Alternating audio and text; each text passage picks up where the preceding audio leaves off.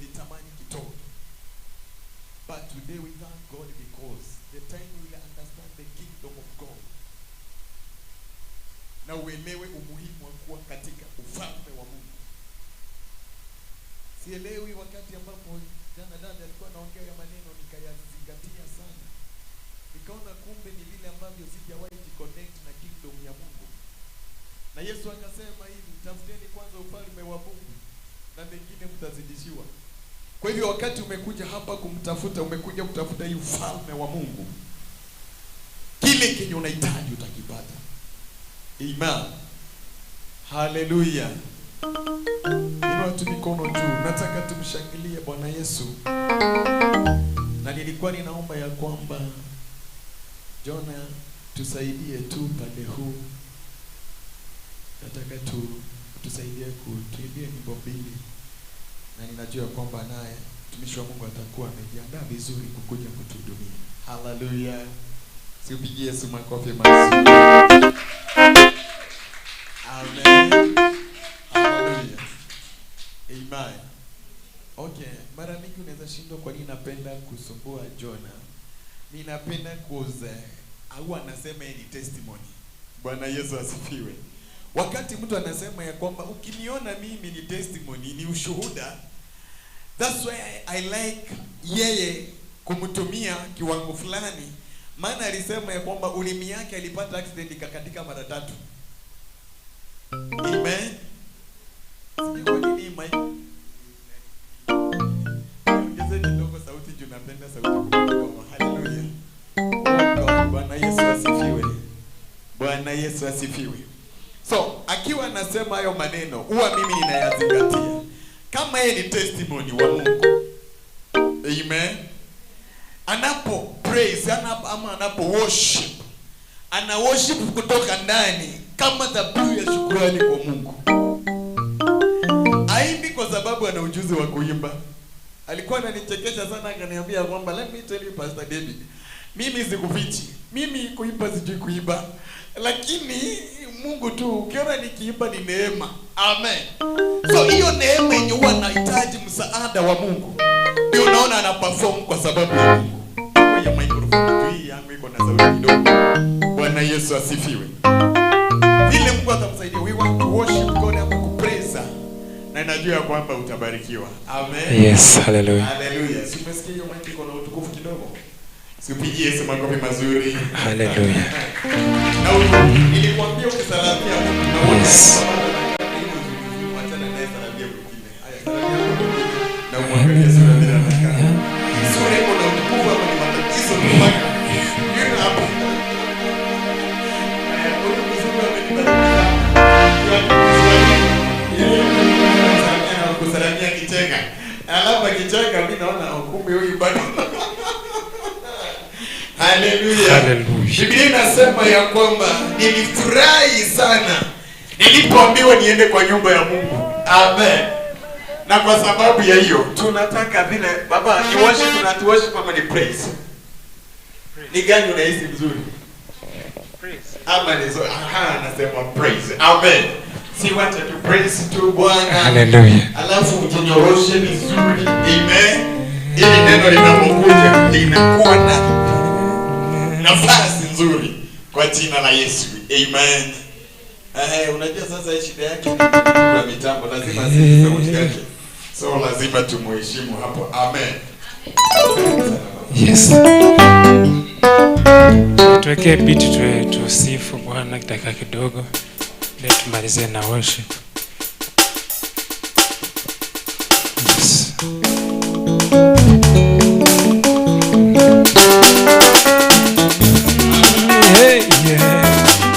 Hallelujah, hallelujah.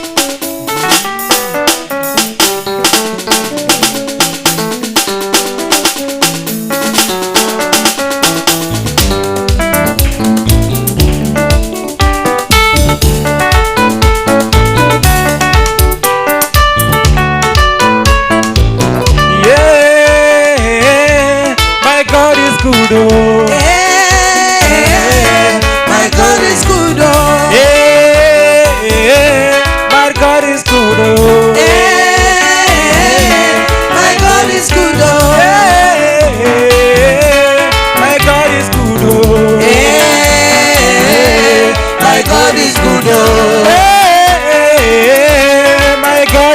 good, oh. Hey, my God is good, oh. Hey, my God is good, oh. Hey, my God is good, oh. Hey, my God is good, oh. Hey, my God is good, oh. Everything is double, double. Na double, double. Everything is double, double. Na double, double. Anointing is double, double. Na double, double. The blessings is double, double. Na double, double. Hey, my God is good, oh. Hey, my God is good, oh. Hey, my God is good, oh. Hey, my God is good, oh. Hey, my God is good, oh. Hey, my God is good, oh. Hey, my God is good, oh. Hey, my God is good, oh. Everything is double, double. Na double, double. Everything is double, double. Na double, double. Anointing is double, double. Na double, double. The blessings is double, double. Na double, double. The blessings is double, double. Na double, double. Hey, my God is good, oh. Hey, my God is good, oh. Hey, my God is good, oh. Hey, my God is good, oh. Hey, my God is good, oh. Hey, my God is good, oh. Hey, my God is good, oh. Hey, my God is good, oh. Wakusifiwa, wakuheshimiwa ni wewe tu. Wakusifiwa, wakuabudiwa ni wewe tu, Mungu wa miungu. Wakusifiwa, wakuabudiwa ni wewe tu, Mungu wa miungu. Wakusifiwa, wakuabudiwa ni wewe tu, Mungu wa miungu. Wakusifiwa, wakuheshimiwa ni wewe tu, Mungu wa miungu. Wakusifiwa, wakuabudiwa ni wewe tu, Mungu wa miungu. Wakupewa sifa na utukufu ni wewe tu, Mungu wa miungu. Wakusifiwa, wakuabudiwa ni wewe tu, Mungu wa miungu. Ni wewe tu Bwana, Mungu wa miungu. Mungu wa miungu. ni wewe tu Bwana, Mungu wa miungu. ni wewe tu Bwana wa miungu. Mungu wa miungu. Ni wewe, Mungu wa miungu. ni wewe tu Bwana, Mungu wa miungu. ni wewe tu Bwana, wa kuheshimiwa Bwana wewe. Mungu wa miungu. Ni wewe tu, ni wewe tu. Mungu wa miungu. Unastahili sifa. Ni wewe tu Bwana, Bwana wetu. Wastahili sifa. Wa kuinuliwa Bwana ni wewe. Ni wewe Mungu wangu Bwana. Wa kuinuliwa Bwana ni wewe. Wa kupewa sifa Bwana wangu wewe. Wa kuinuliwa siku ya leo ni wewe. Ni wewe tu Bwana. Amenipanua Bwana, ameniinua Bwana, ameniinua Bwana, ameniinua Bwana, ameniinua, Ameniinua Bwana. Ameniinua Bwana.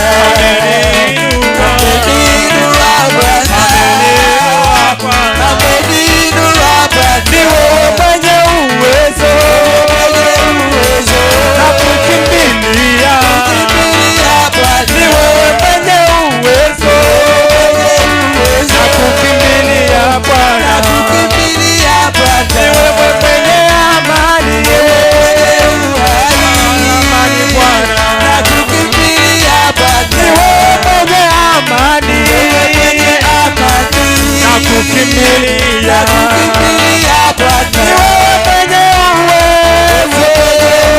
Nakukimbilia Bwana, ni wewe mwenye uwezo. Nakukimbilia Bwana, ni wewe mwenye uwezo. Nakukimbilia Bwana, ni wewe mwenye uwezo. Nakukimbilia Bwana, ni wewe mwenye uwezo. Haleluya. Nakukimbilia, ni wewe mwenye uwezo. Ukimbilia, ni wewe mwenye amani. Nakukimbilia, ni wewe mwenye amani. Nakukimbilia.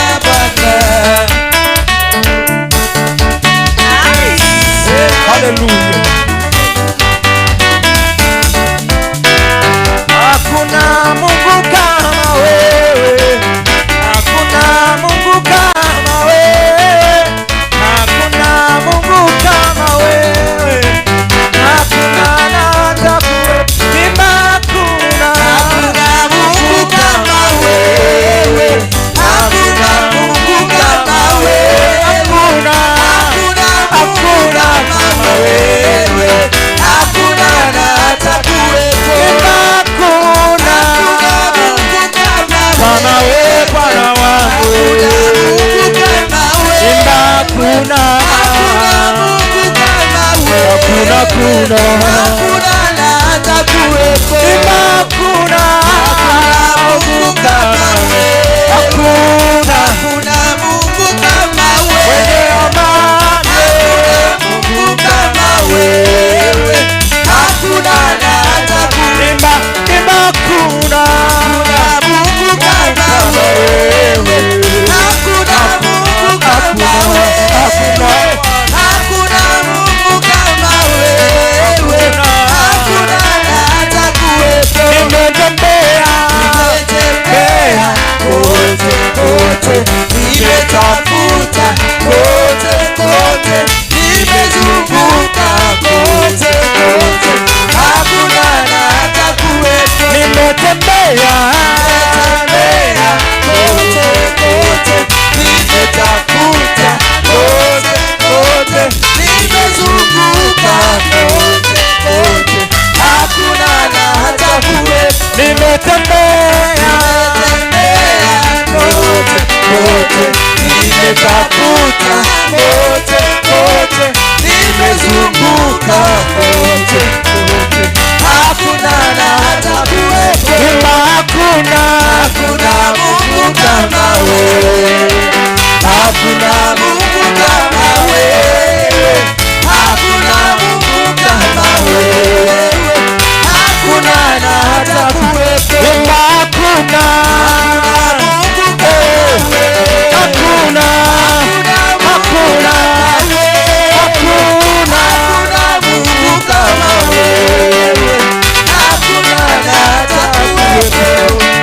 Nitaimba haleluya asubuhi, nitaimba haleluya mchana, nitaimba haleluya jioni, haleluya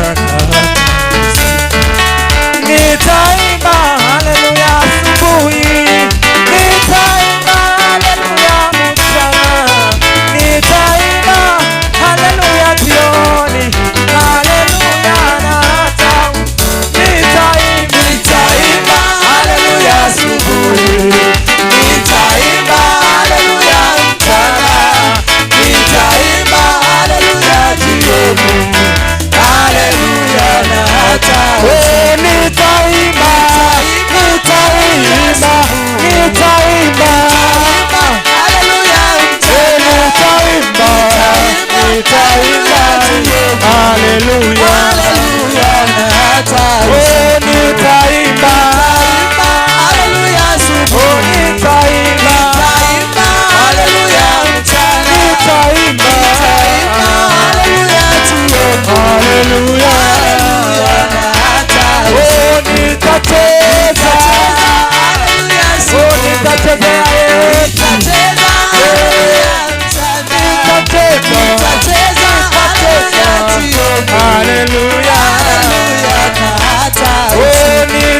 nitacheza, haleluya asubuhi, nitacheza nitacheza, nitacheza, haleluya, nitaimba,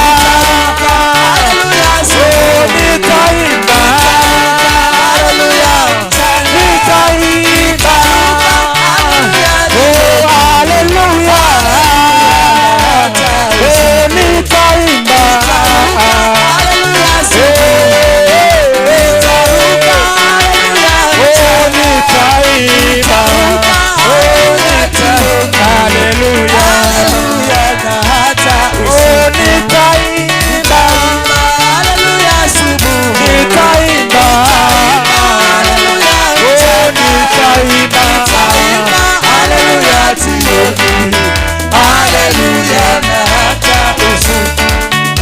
hakuna Mungu kama wewe Bwana, hakuna Mungu kama wewe Bwana, baraka baraka, haleluya, hakuna Mungu kama wewe Bwana, hakuna Mungu kama wewe Bwana, hakuna Mungu kama wewe Bwana, kwa uwezo,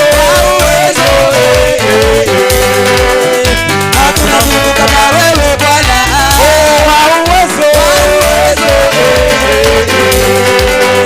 hakuna Mungu kama wewe Bwana, wa ushindi, hakuna Mungu kama wewe Bwana, Bwana wa ushindi, hakuna Mungu kama wewe Bwana, wa amani, hakuna, wa amani, hakuna, hakuna Mungu kama wewe Bwana, hakuna Mungu kama wewe Bwana, kwa uwezo, hakuna Mungu kama wewe Bwana, kwa uwezo, hakuna Mungu kama wewe Bwana, wa upendo, hakuna Mungu kama wewe Bwana, wa upendo, hakuna Mungu kama wewe Bwana, wa amani,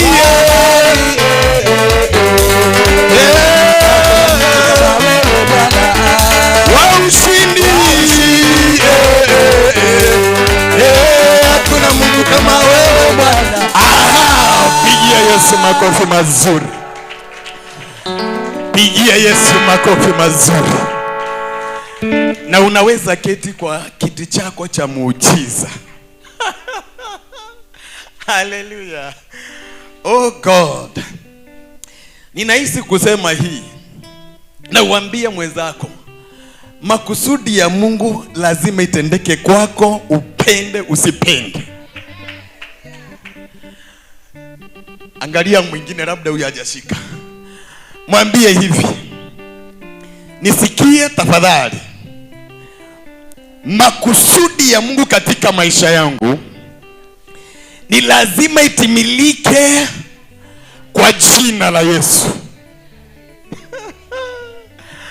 Mwimbaji akaimba ya kwamba walipomua Yesu walidhani wameshinda, kumbe badala yake injili kasonga mbele. Umenielewa? Walipoona ya kwamba wewe ni mtu wa matatizo, wenye waliona ya kwamba you cannot make it, today unapotoka hapa waambie I can make it, because ninajua mwenye nimembeba na ufalme ambao nimeubeba ni mkubwa kushinda matatizo yenye ninapitia. Amen.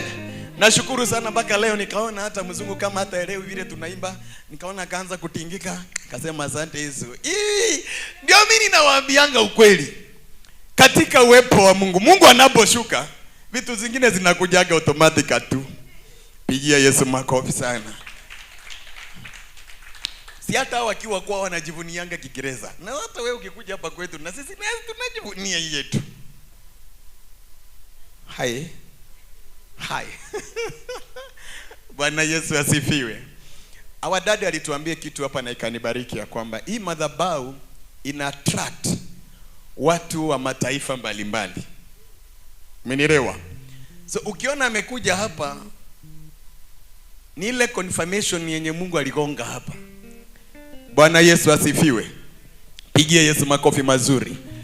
Ninajua dad kwa muda kidogo sana atakuwa mahali hapa na anakuja Mungu amsaidie kunena kile Mungu amempa kwa ajili yetu. Bwana Yesu asifiwe. Uko tu hapa hivi, you have only testimony. Ninataka tu kuwapatia watu wawili. Na testimony si ile ya kwamba uanze kuhadithi story ilienda ikakuja. Ninatamani kuona mtu mwenye ako na testimony, kusema ya kwamba tangu nikuje kwa mikutano za deliverance service, Wednesday service, hata Sunday, maana labda Sunday unakujanga umechelewa. Bwana Yesu asifiwe. But today you feel to say, tangu niingie hapa nimemuona Mungu. Na mara mingi tunasemanga tumemuona Mungu. Nataka utuambie ulimuonaje huyo Mungu. Bwana Yesu asifiwe. Kama ulikuja hapa hivi ukuwa na amani, Bwana akakupa amani, utukufu kwa Mungu. Na ndio sababu nilikosoa watu kidogo mawazo ya kwamba ati labda usionekane kwa mtandao ama ni nini. Biblia inasema hivi, tutamshinda shetani kwa ushuhuda za vinywa vyetu. Bwana Yesu asifiwe. Wakati unashuhudia kile Mungu amekutendea, automatically shetani anajua ya kwamba huyo siwezi mguza, maana already amejitanisha na mwenye amemtendea. Na wakati ambapo amejitanisha na mwenye amemtendea, nikienda kumguza, Bwana nitagongwa. Pigia Yesu makofi mazuri. Kwa hivyo tuko hapa hivi, una ushuhuda kile Mungu amekutendea. Tangia ukuje kwa hii madhabahu umemuona Mungu, na Bwana atatusaidia. At least tutatusaidia pia hata watu wenye wanatuona kwa media. Maana kuna watu ambao wanatuona kwa media na Mungu anawahudumia, Mungu anawashughulikia. Wakati apostle anawaombea namna hii, muujiza inatendeka. Sasa wewe uko hapa, hata mwekelea mkono wako juu yako. Alafu jamani bado tuko na matatizo. Inua mkono wako juu, uko hapa, you have a testimony kenye Mungu amekutendea na itakuwa ni vizuri. Niliwaambia kuna siku inafika hii nafasi ya testimony haitapatikana. Amen. Kwa sababu tunaenda mbali kwa ajili ya Mungu. Inua tu mkono wako mahali upo. Kukupatia hii nafasi ni neema. Amen. Yes. Hata watu wa media ni vizuri leo wajue kwamba tuko na mzungu. My friend, come here and say hi to these people. Na utuambie umetoka wapi. Hi. Hi.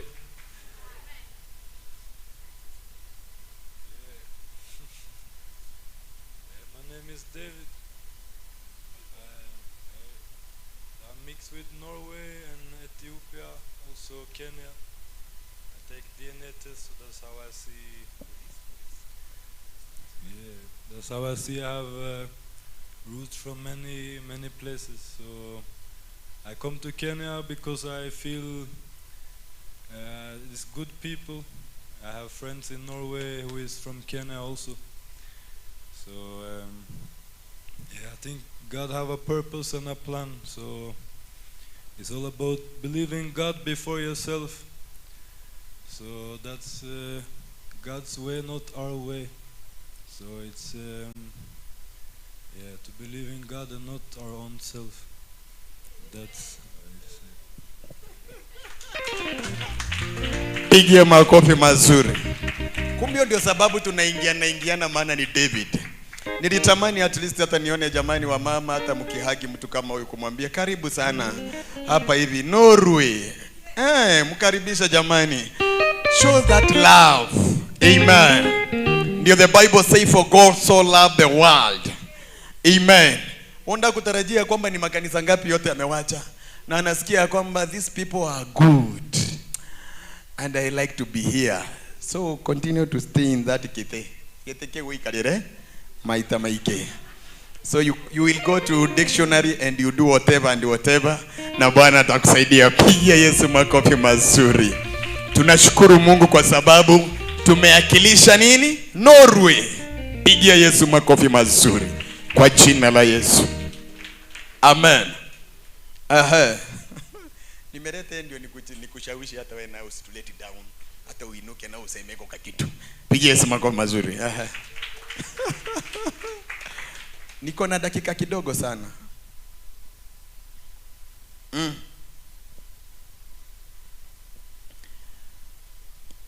Ayai. Bwana Yesu asifiwe. Si basi wacha Agnes akaribisha watu wa YouTube. Karibu sana. Simama, unajua watu wenye wamevaa suti ni wazuri sana na kanga mpya. Stand up na usalamie watu, waambie usalamie watu wa pigia Agnes makofi mazuri anapokuja. Na ukaribisha watu wa YouTube. Na uambie hapa ni wapi, ni mahali penye Mungu anakutana na mahitaji ya watu kwa jina la Yesu. Bwana asifiwe. Kwa majina ni Agnes Mwangi, nimeokoka, Kristo ni Bwana. And I desire to live in his goodness all the days of my life. We are in the synagogue, Crusaders for Christ. We love visitors, we love those who watch us online. And I know lives have been changed here and they continue being changed here. So keep watching and keep following and keep subscribing and sharing and growing Bethel in Jesus name. Pigie makofi mazuri kwa jina la Yesu Kristo. Hallelujah. Bwana Yesu asifiwe. Tunawapenda sana watu wa YouTube, tunawapenda sana. Na ndio sababu tunatia bidii sana. Na dadi ameamua kugaramika whatever ili jamani mubarikiwe kwa jina la Yesu. Amen. Hallelujah.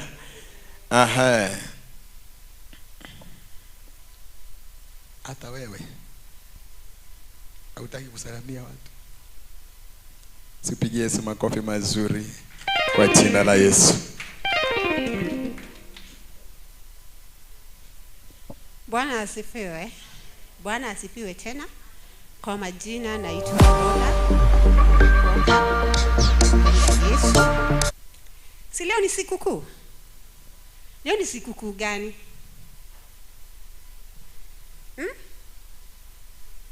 Ya Waislamu. Tukakaa nyumbani. Si ndio? Tukapewa sikukuu. Kwa nini ni sikukuu? Kwa nini wako na sikukuu? Mimi nataka kujua. Acha waniambie. Kwa nini wako na sikukuu?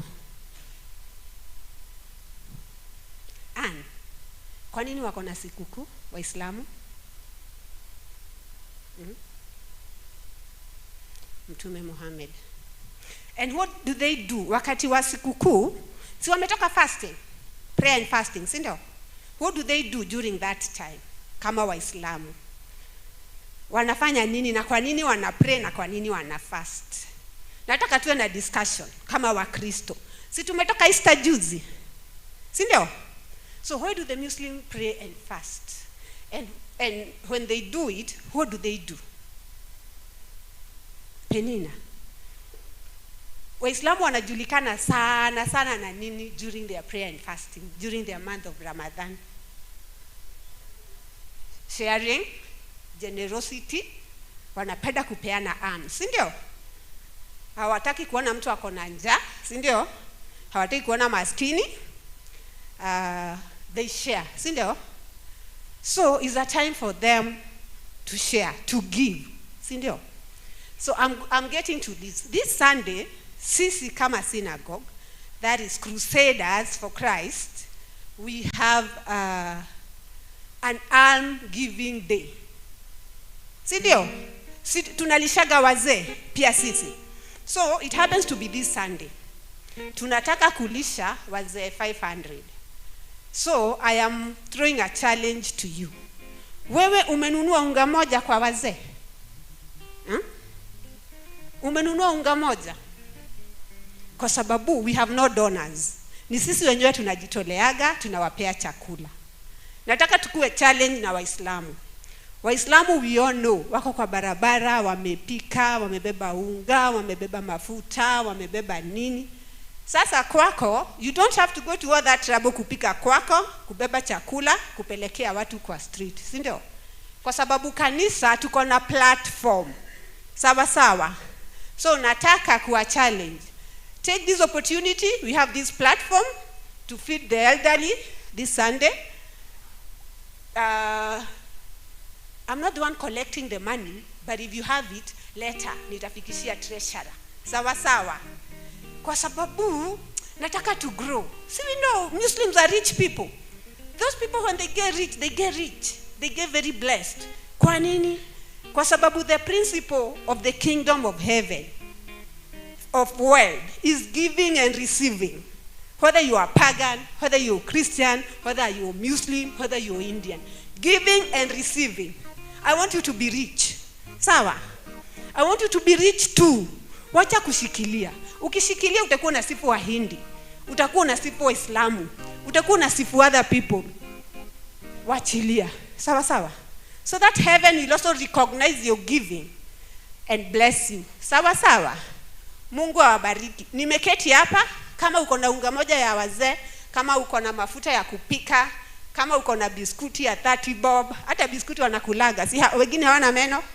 Mniletee, niko hapa. Na Mungu atawabariki. Amen. God bless you. Amen. Ninashukuru Mungu sana. Si leo umesikia Waislamu wanalisha watu? Hata sisi Jumapili tutakuwa tunalisha. Amen. Tuna wazee, wazazi wetu, tunatafuta blessings. Amen. Na kwa sababu ya watu watakuwa hapa Jumapili na watakuwa wamejaa hapa hivi, tumesikia kwamba tuko na watu kutoka Dagoretti, tuko na watu kutoka maeneo haya yote watakuwa wamejaa hapa. And our dad ako na hiyo burden ya kuwalisha. Amen. Si ati ana uwezo wa kuwalisha yeye peke yake, lakini anataka pia watoto wake wapokee blessings. Bwana Yesu asifiwe. Esau ndiye abarikiwe na baba yake Isaka. Alimwambia, nenda uwinde uniletee mawindo.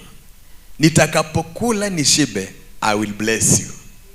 So the same thing na mimi ninahisi kusema hivi. Ndio sababu nimemwamusha. Maana ninaona Jumapili imefika na ameniangalia tu hivi. Na Roho wa Mungu akamsaidia kutamka hiyo.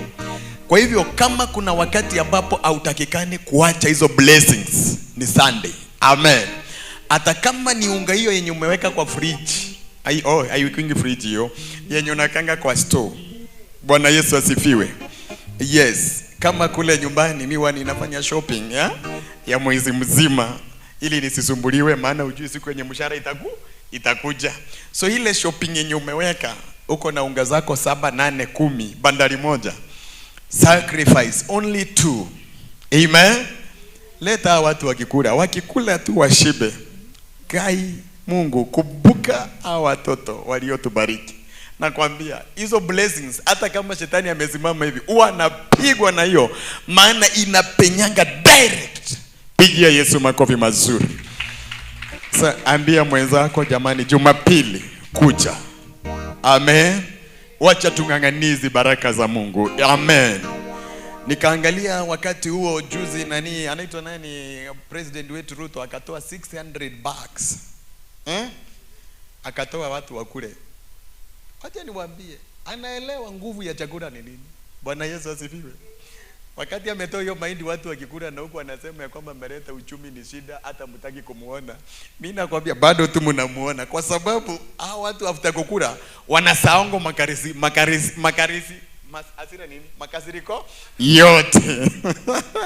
Simama kwa miguu yako miwili kwa jina la Yesu Kristo, maana masaa yetu imefika mazuri sana. Na wakati wowote mtume atakuwa anaingia kwa madhabahu ili aweze kuzungumza pamoja nasi. Ambia tu mwenzako, kumbuka Jumapili. Mwire, kumbuka Jumapili ni siku ya kulisha wazee wale wa Kongo wetu. Kwa hivyo hata watu ambao mnaniona kwa YouTube, tunawapenda sana, tunawakaribisha kwa hiyo siku ya kubariki wazazi wetu na chakula. Karibuni sana, support us, na najua Mungu atakubariki. Unaweza kuwa uko mbali na una uwezo wa kufika hapa. Jamani, tuko na PayBill yetu pale. Utakapotuma hiyo pesa iendi kwa shughuli zingine, inaenda kununulia wazazi wetu chakula kwa jina la Yesu. Pigia Yesu makofi mazuri kwa jina la Yesu. Ninahisi moyo wangu kuimba wimbo huu. And Pastor Beatrice, come and back us. Our leader there, come and back up. Amen. Mpaka wakati mtumishi wa Mungu atakuwa anakamata na anaingia kwa stage kwa ajili ya utukufu wa Mungu. Amen. Piga tu makofi mazuri. Pigia tu Yesu makofi. Aha. Sikia tu hizo beat. Sikia tu. Woo. Aha.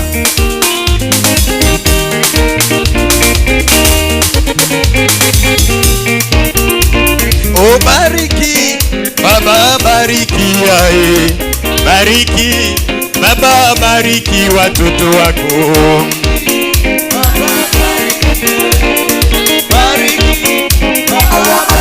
Oh, bariki Baba, bariki yae. Bariki Baba, bariki ninakuomba yae. Bariki Baba, bariki watoto wako. Bariki Baba, bariki yae. Bariki Baba, bariki ninakuomba. Bariki Baba, bariki yae. Bariki Baba, bariki watoto wako. Bariki Baba, bariki yae. Bariki Baba, bariki watoto wako. Bariki watoto wako. Tupigie Bwana wetu Yesu makofi ya shangwe na vigelegele. Yesu. Haleluya.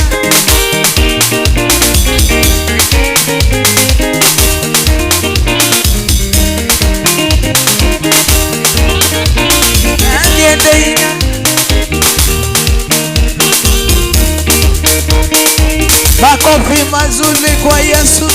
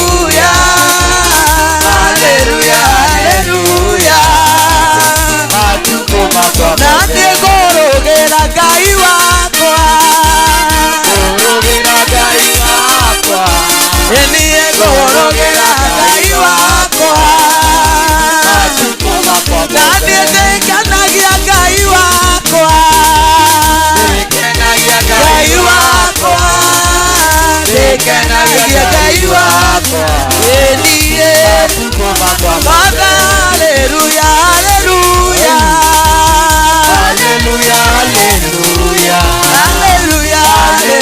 hallelujah.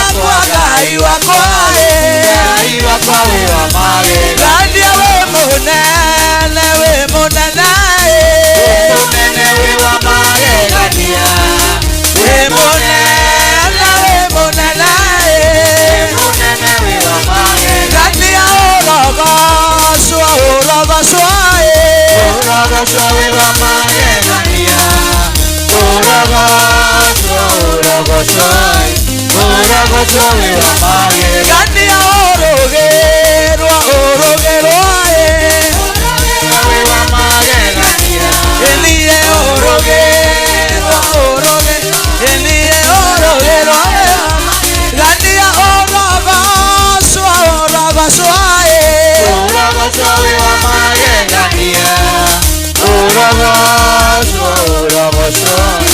Orogochowe wa magegania Athuri magatiga maundu manene magatiga mothe Athuri magatiga maundu manene magatiga mothe marugire Jesu marugire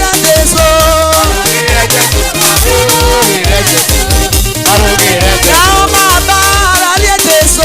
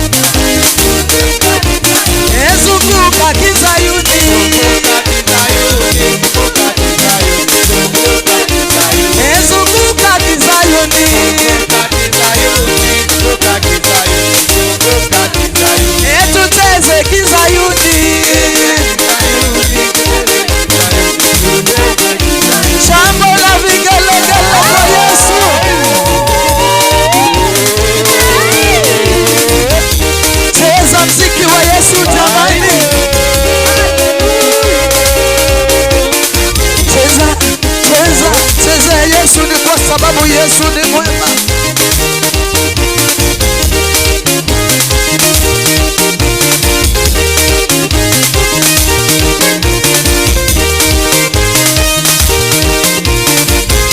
Cheza mtizi wa Yesu.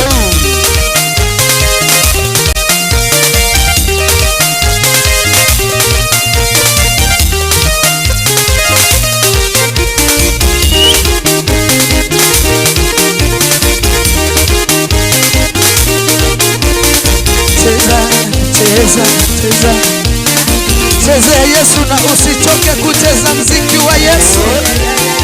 Unapocheza mziki wa Yesu utafunguliwa kwa jina la Yesu.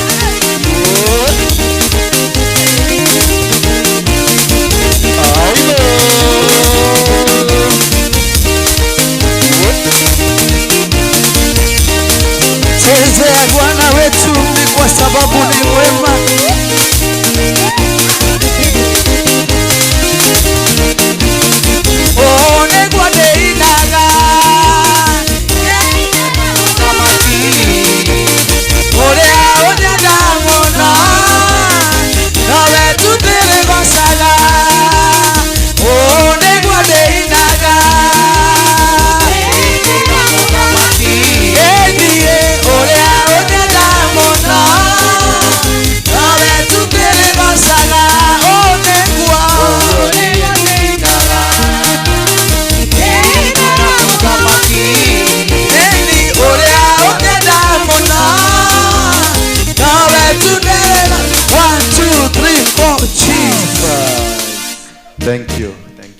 Salimia watu wawili, watatu, waambie karibu kwa ibada ya leo. Mwambie karibu sana, hata kama sura yako naona inakaa baya baya. Ni stress, mwambie ni stress tu na itaisha. Bwana Yesu asifiwe sana. Thank you very much. You may be seated. Yes, you may be seated. Thank you. Thank you. You're most welcome. And I'm sorry I'm a bit late because of some few technicalities what I was looking at. Yesterday kwa wale ambao tulikuwa na wao niliwaguzia. I spoke about, we will be discussing about kingdom. And we understood, for those who are with me yesterday, we have 5 types of kingdoms. I don't know whether you got it. 5 types of kingdoms. Which is one type of a kingdom? And the bad kingdom. Okay, and you?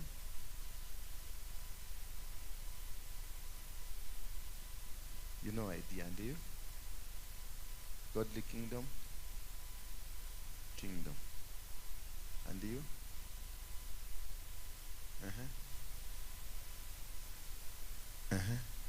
So those are 2 kingdoms. Because when you speak about darkness, you say about the devil. And when you speak about God, you mean about the light kingdom. How many kingdoms do you know exist, Agnes?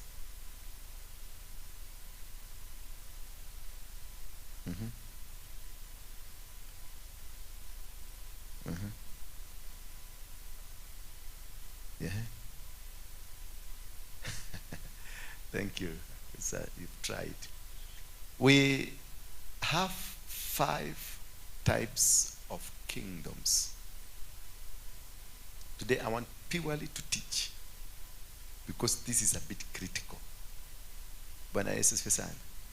I want us to go slowly, surely. I want to purely teach, so that we may understand, because this one we are going to go deep, and after we finish this topic, you will be different people.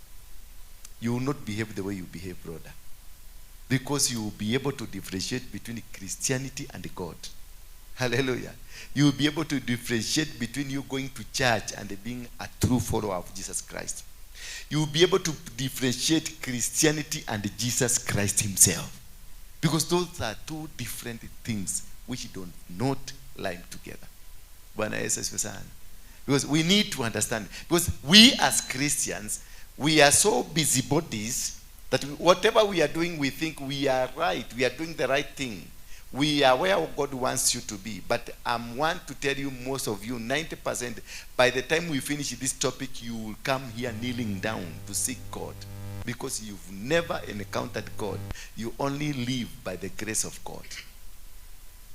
But if we were to know God, we will not be living by the grace of God. We'll be living by God himself. Because you know how to encounter, you know how to do, you know how to walk, you know how to do. Because God is a kingdom. And the kingdom have its rules, have its structures, have its government, have its everything that must be adhered to. So what are these 5 kingdoms? One kingdom, number 1. Some of you have gotten right. Godly kingdom. That's kingdom number 1. Kingdom number 2, devil's kingdom, the kingdom of Lucifer. Kingdom number 3, man's kingdom, the kingdom of man. Kingdom number 4, the kingdom of animals. And the number 5, the kingdom of plants and trees. Those are the kingdoms that rules the world, depending on where you want. And the kingdom, they are paraphrased in your fingers. Hold this way. Lift up your hand. Kingdom of God. It is this. This is the kingdom of God.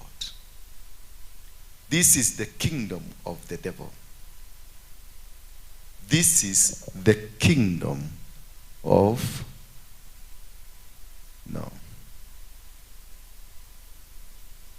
animals.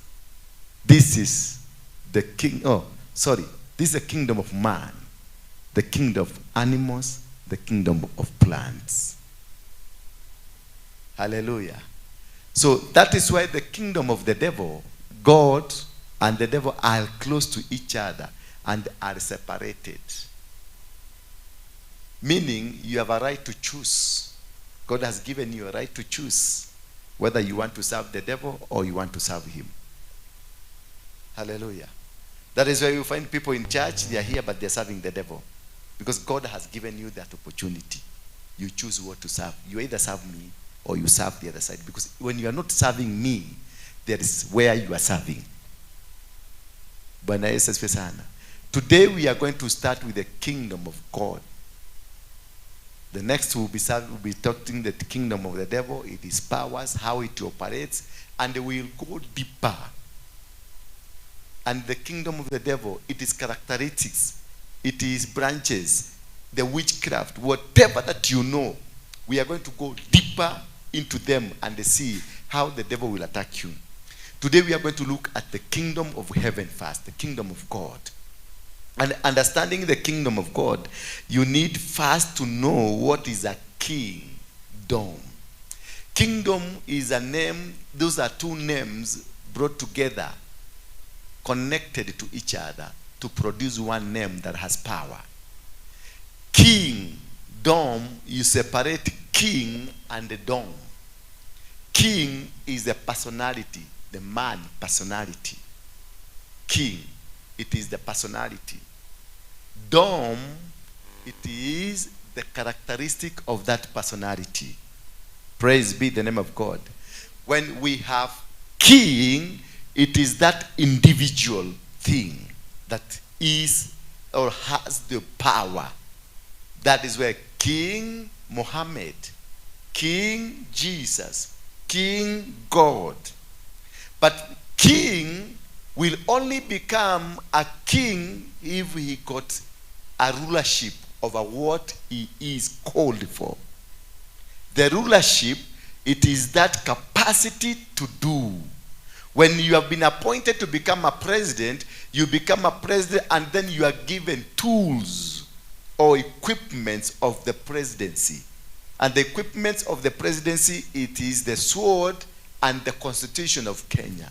Not until you have the constitution in your hand and the sword, if you are not given them, then you are not the president, no matter how much you call yourself. Raila became the president of the people, and Kibaki became the president of the government of Kenya. But Kibaki was sworn in by the state tools, by the chief justice, and everybody were involved. Raila went to Uhuru back and he was sworn in by Miguna. Those are two things. That this one was given stately powers, stately symbols of power. Because when you are given the constitution and the sword, you automatically become effective, that you can do things. When you saw, for those who are at Kasarani, when Uhuru was surrendering power to Ruto, you noticed one very synonymous thing. Before the sword and the constitution were handed over to Ruto, the man behind Uhuru, the security man, was still behind Uhuru. But the moment the constitution was handed over to Ruto, the man behind him, he jumped and they went at the back of Ruto. Because now Uhuru is no longer the president. The presidency has gone.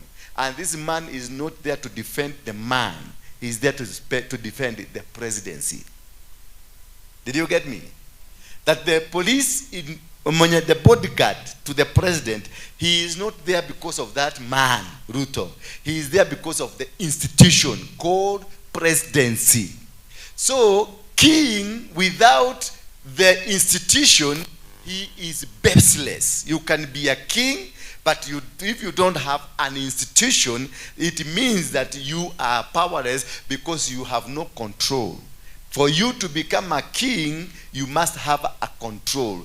The moment you have the control to rule, that is now when dom comes. Dom means dominion. Bwana Yesu asifiwe sana. Dom is the dominion. Now you are able to have a team, an institution, or an event that you are controlling. You become a controlling when you have an institution that you are running, that you are operating, that you are managing. Now, when you can never become a husband if you don't have a wife. If minus a wife, you are a man. Minus a man, you are a woman. But when you are connected to you are connected to that man, you became a wife, and I became a husband. Meaning I have an authority, and I have engaged myself into an institution called marriage. Now when you are in that institution called marriage, your name will automatically change from being that man to that husband. Bwana Yesu asifiwe sana. Therefore, that is how also the king becomes a king, and you can only become a king without institution. You remain a king without power. But now, when you have an institution, you change yourself from a king to a person with authority. So the institution that you are having authority over becomes a kingdom. Kingdom is the institution. Udhamaki. It is the institution. And this institution can never be institution without the spirit. You can be a king, but if there is no spirit of the kingship, then you are not a king that has an authority. I don't know whether you are getting me. Am I so deep? The spirit, the man, Ruto, is a man, a human being. But when the presidency comes, when he lifts his flag, the presidential standard, it makes him a king. The presidential standard made him to become a king. A kingdom, king is the person, and the dom is the spirit. Dom is the dominion, and you can only dominate through a spirit. So when it becomes kingdom, it becomes a man and a spirit. That is what produces kingdom. And therefore, this man rules you on a spirit given to him. So Ruto runs this country on a spirit given to him by God. And that's why they say the constitution was written by people, and it is sovereign. It is the one that rules the nation. But they say it rules by spirit and letter. Is that what you say? By spirit and letter. Because the constitution is the writings, but the spirit or the power that makes you obey it, there is a spirit in it. Are you getting me now? So that is spirit. That is what we call the kingdom. Hallelujah. So we are discussing God here. We are discussing God as the king who reigns. As the king who is senior, superior, powerful, and everything. We are speaking about God who is the owner of heavens and the earth. We are speaking of God who is the owner of plants, who is the owner of trees, who is the owner of rivers, who is the owner of oceans. We are speaking about God who has the power over everything. If you read the book of Matthew chapter 7 verse number 21, somebody if you may give us, it is talking about the kingdom of heaven. But before we go there, we need to look at Matthew 6:33. I don't know whether somebody is helping us or we do it ourselves. I realize this thing of may cause a lot of delays. But let us look at it in this manner. Tunazungumzia ufalme wa mbinguni. In chapter 6 of Matthew, the verse number 33, first we go there, then we go to the other side, says, but seek first the kingdom of heaven, of God, and his righteousness, and all these things that you are looking for will be added unto you. So, seeking first the kingdom is seeking first the authority of heaven. Seeking first the kingdom is seeking to understand who the government of heaven. Because God is the leader of a government that its headquarters is in heaven. So when you are able to understand first that God is a leader of a government that is in heaven. So what do you need? Understanding the government of heaven, you understand the government of heaven, it is the creator of the heavens, the creator of the earth, the creator of plants, the creator of animals, the creator of trees, the creator of everything. So whatever you see on the face of the earth, it's owned by a government that lives in heaven. Therefore, when I want a cloth, when I want money, when I want a car, I am not supposed to go to the car where it is. I'm supposed only to be connected to the source of the car. If I want to become rich, I don't go looking for the riches. I only want to connect to the source of where the riches comes from.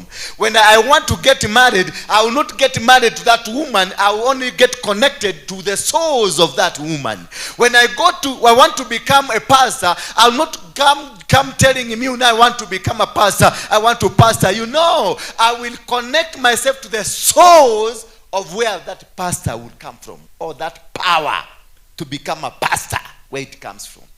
Once you are able to identify that whatever you are looking for belongs to a government, you stop being stupid and you stop moving around looking for things that are owned by a government. Go make friendship first with that government for you to be able to attain the catchment of that whatever you're looking for. Because you don't know whether you are not in good terms with the government. I am your husband, Rhoda. And because I am your husband, I am the one who is running the home. I'm the boss there. I am the head. And we are not in good terms. You will not be able to access money from me. You ask for money, I will just walk out. Hatuna chubi, I walk out. You ask for sugar, I tell you go dig where I dig money. You ask for me anything, I will tell you go collect where I collect that money. Because you are not in good terms. So you will not have the access of the privileges of me being your husband. So first of all, before you start seeking, wanting to become, wanting to go, wanting to be whatever that you want to do, ask first, all these I'm looking for, where do they belong to? The moment you understand where these things belong to, then you will not be stupid. You will be arguing and doing things based on the understanding of the ownership. You cannot come to access my compound. You cannot come and start digging my shamba if you don't have a contract. You cannot come to work here. When you came to work here, the people working here, they have a contract signed. Not by me, by them and the organization, me being a witness. So who pays their salaries? If they are paying salaries, they are paid by the institution, not me. If they are not paid, they will go to court, not to sue me, to sue the organization. If they are going to be sacked, a letter will come from the organization with a letterhead from the organization that you are not doing as we agreed. So understanding the kingdom of heaven, you need to understand before you want to become, you need to understand under which kingdom are you? And is this kingdom that you are in, is it a kingdom that is of benefit to you? Is it a kingdom that is helping you? Is it a kingdom that can sustain you? Or which kind of a government you are under?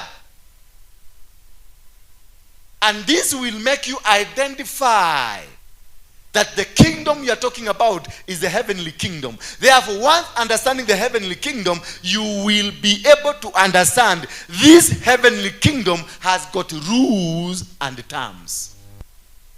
And until you know the rules and the terms of what you are asking from, because I want to marry this girl, but this girl belongs to the kingdom. I want to do business with this woman, and the business you are doing belongs to the kingdom. I want to drive a car, and this car belongs to the kingdom. I want to own a house, and this house belongs to the kingdom. And I want to go through the back door to access the kingdom. It will not come to you, because the blockage in heaven has been initiated.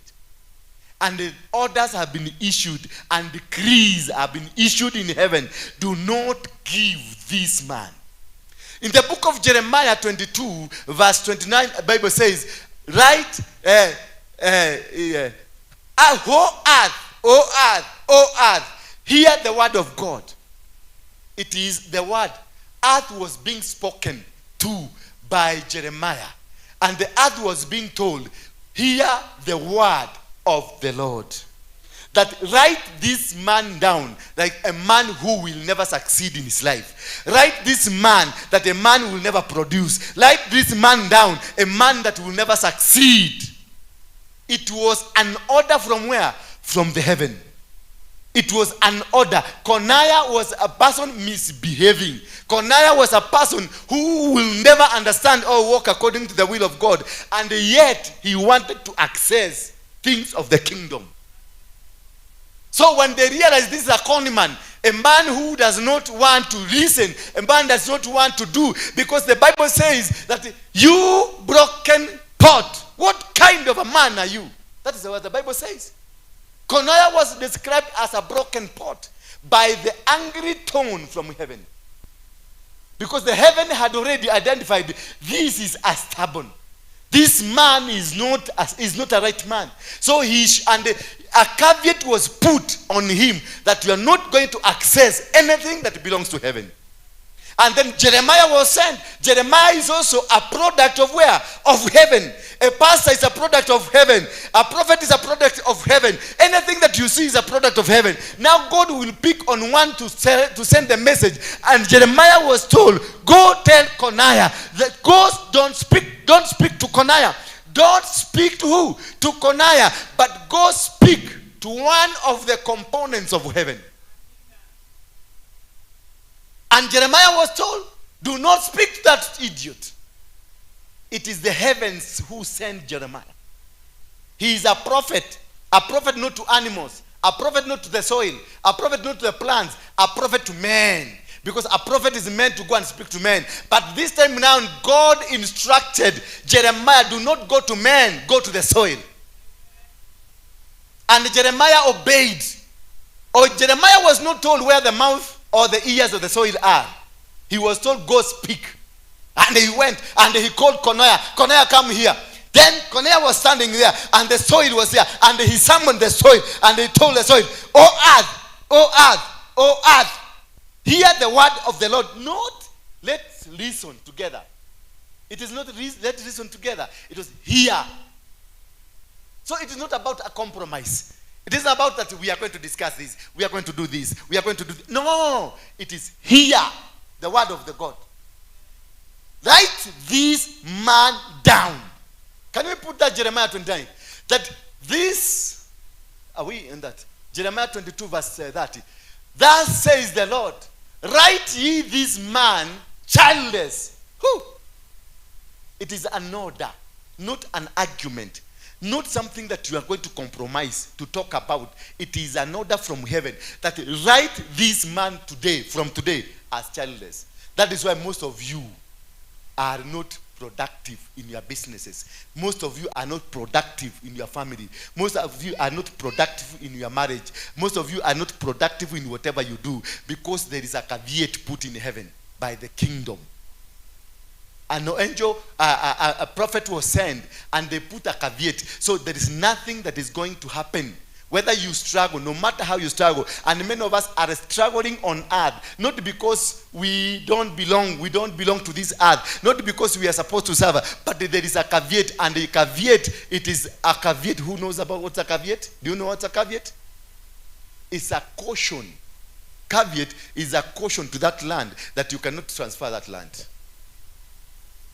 Caveat, it is a caution that you cannot be able to access this office.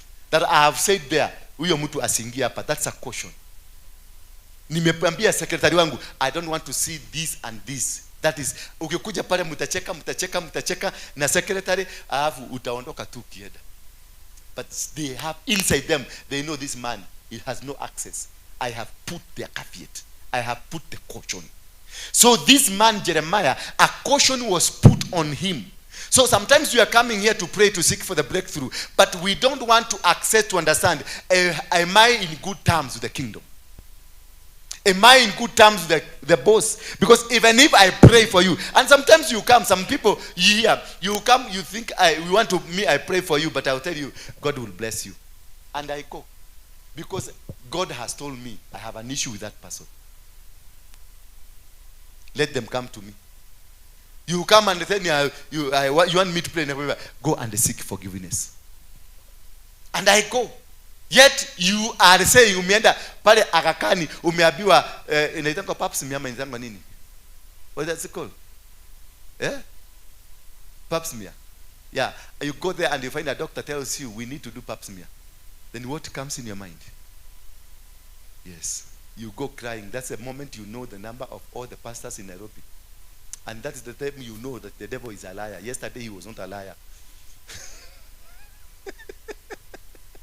That is the time you write all the statements of how the devil is a liar. Oh, this can't happen. The devil is a liar. Yet yesterday you were told to do the will of God. You never did the will of God. You did the will of the devil. Now today, because you've had a message from Kakakani, now it tells you the devil is a liar. That is when now confession comes. That is now when you become a true Christian like Kiroda. My good friend here. Understanding the kingdom, you will be able to unravel, to change many things that are happening in your life. All what you need to understand, are you in good terms with the heavens? Are you in good terms with the king? Are you in good terms? Because Coniah was a human being. Jeremiah was a human being. Jeremiah was supposed to go and address Coniah, but Jeremiah was told, don't go address Coniah. Go address the soil. Tell the soil, write this man down as childless. When the heaven says that you're going to be childless, means that there is no business you're going to do on earth. Any transaction you are not going to do, because every transaction on earth is related to the soil. Hello? Any kind of transaction you do on earth, it is directly linked to the soil. The clothes you are wearing is a soil. The body you are carrying is a soil. The seat you are carrying, you are seated on, is a soil.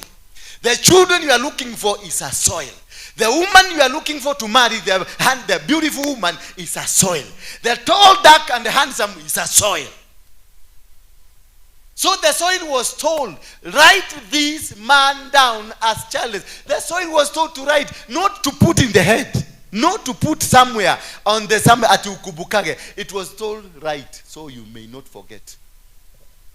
So when you go trying to access money, when you go trying to access a wife, when you go to access a car, when you go to access a house, the soil has a record on you. Do not give this man anything. So you come to a pastor, pray for me, man of God.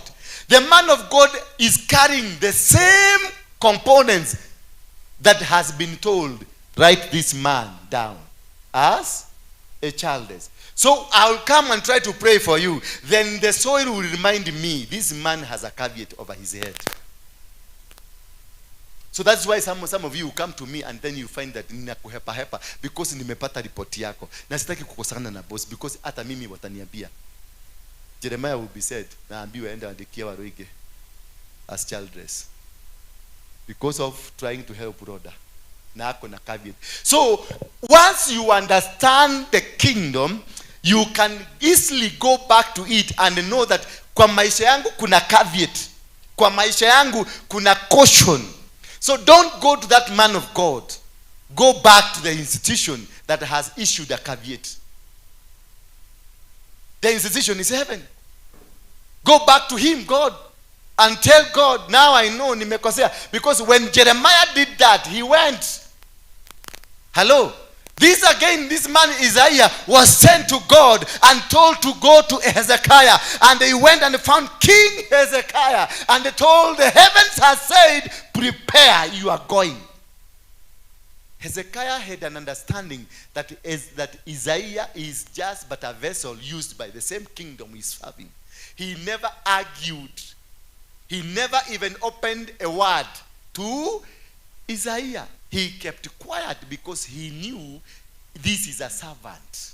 You don't go dealing with servants. No. When you've heard that hiyo mlango yule jamaa asingie na mwaneki asimame pale akwambie usiingie, nimeambiwa usiingie, just don't argue with mwaneki. You have my number.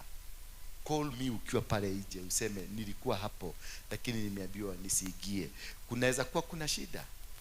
Nimwambie kuna shida kama kuna shida kidogo. Fanya hivi, kuja Monday. Hello. On Monday, the Mwaneki who chased you like a dog, on Monday, Mwaneki will receive you like a king. Because Mwaneki is operating on an order from the kingdom.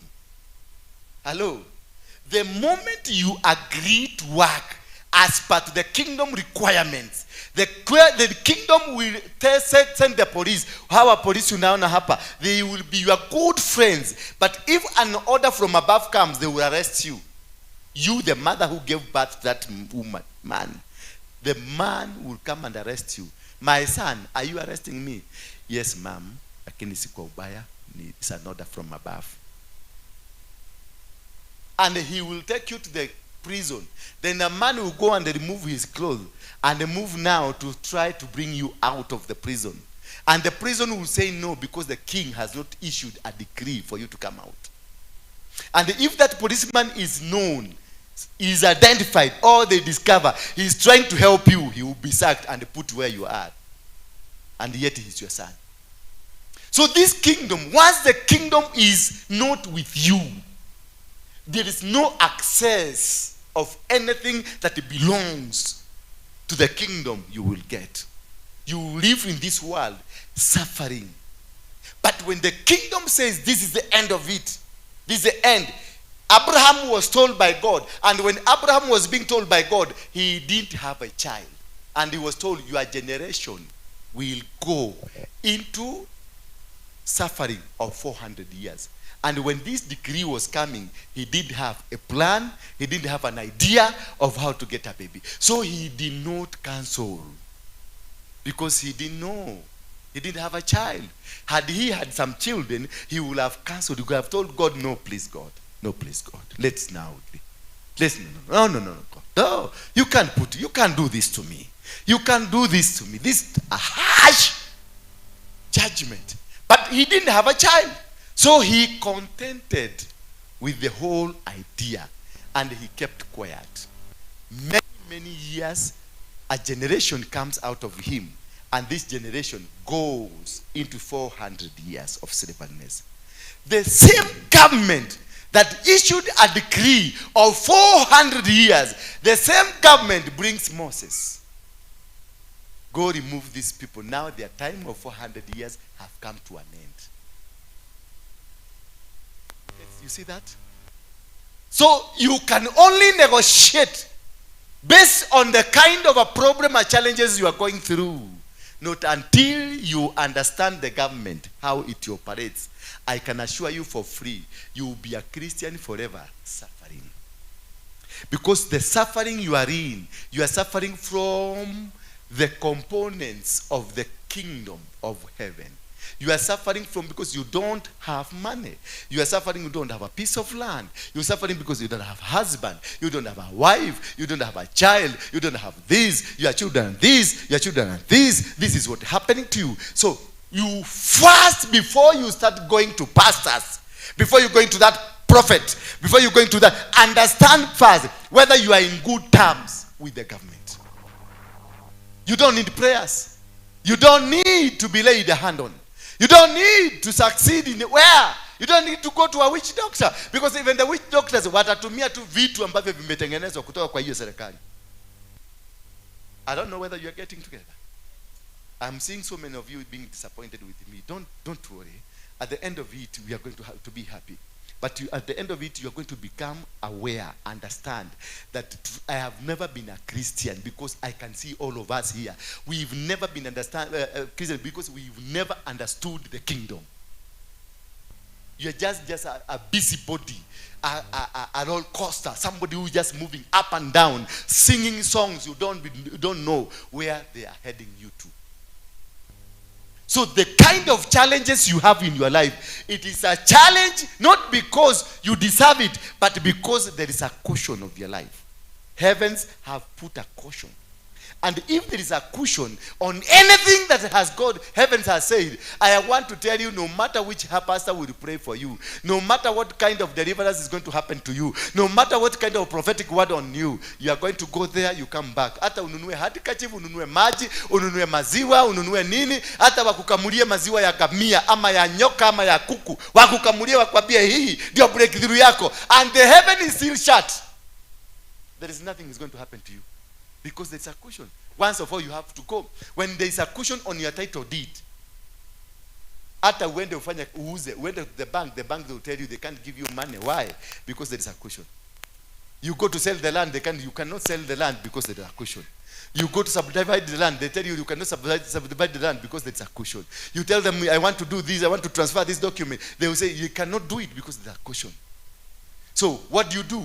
They will tell you, go back to the owner. Who did this?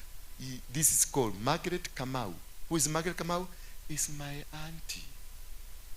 Okay? Then that is, you go back to Margaret Kamau. Your auntie.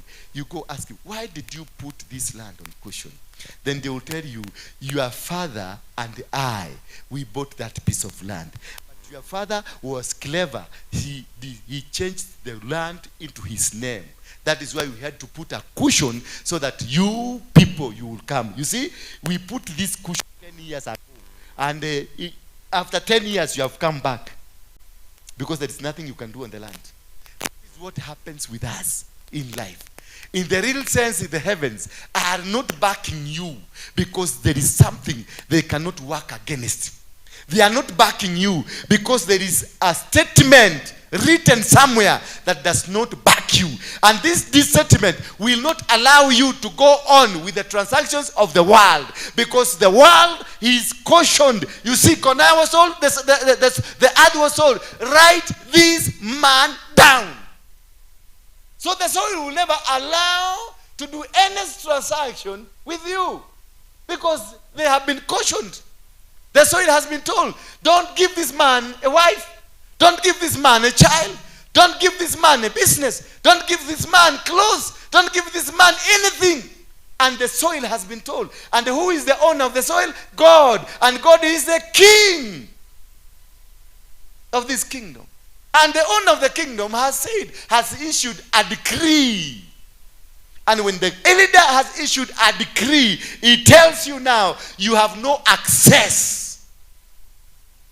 That is where you don't have an access. You have a land, you have a house, you have a property, but you cannot have access. You have a family, you have a brain, you have everything, you have a calling is in you, but you don't have access. Until when the cushion will be removed, you will suffer until you die. And even if you die, the cushion will be extended to your generation.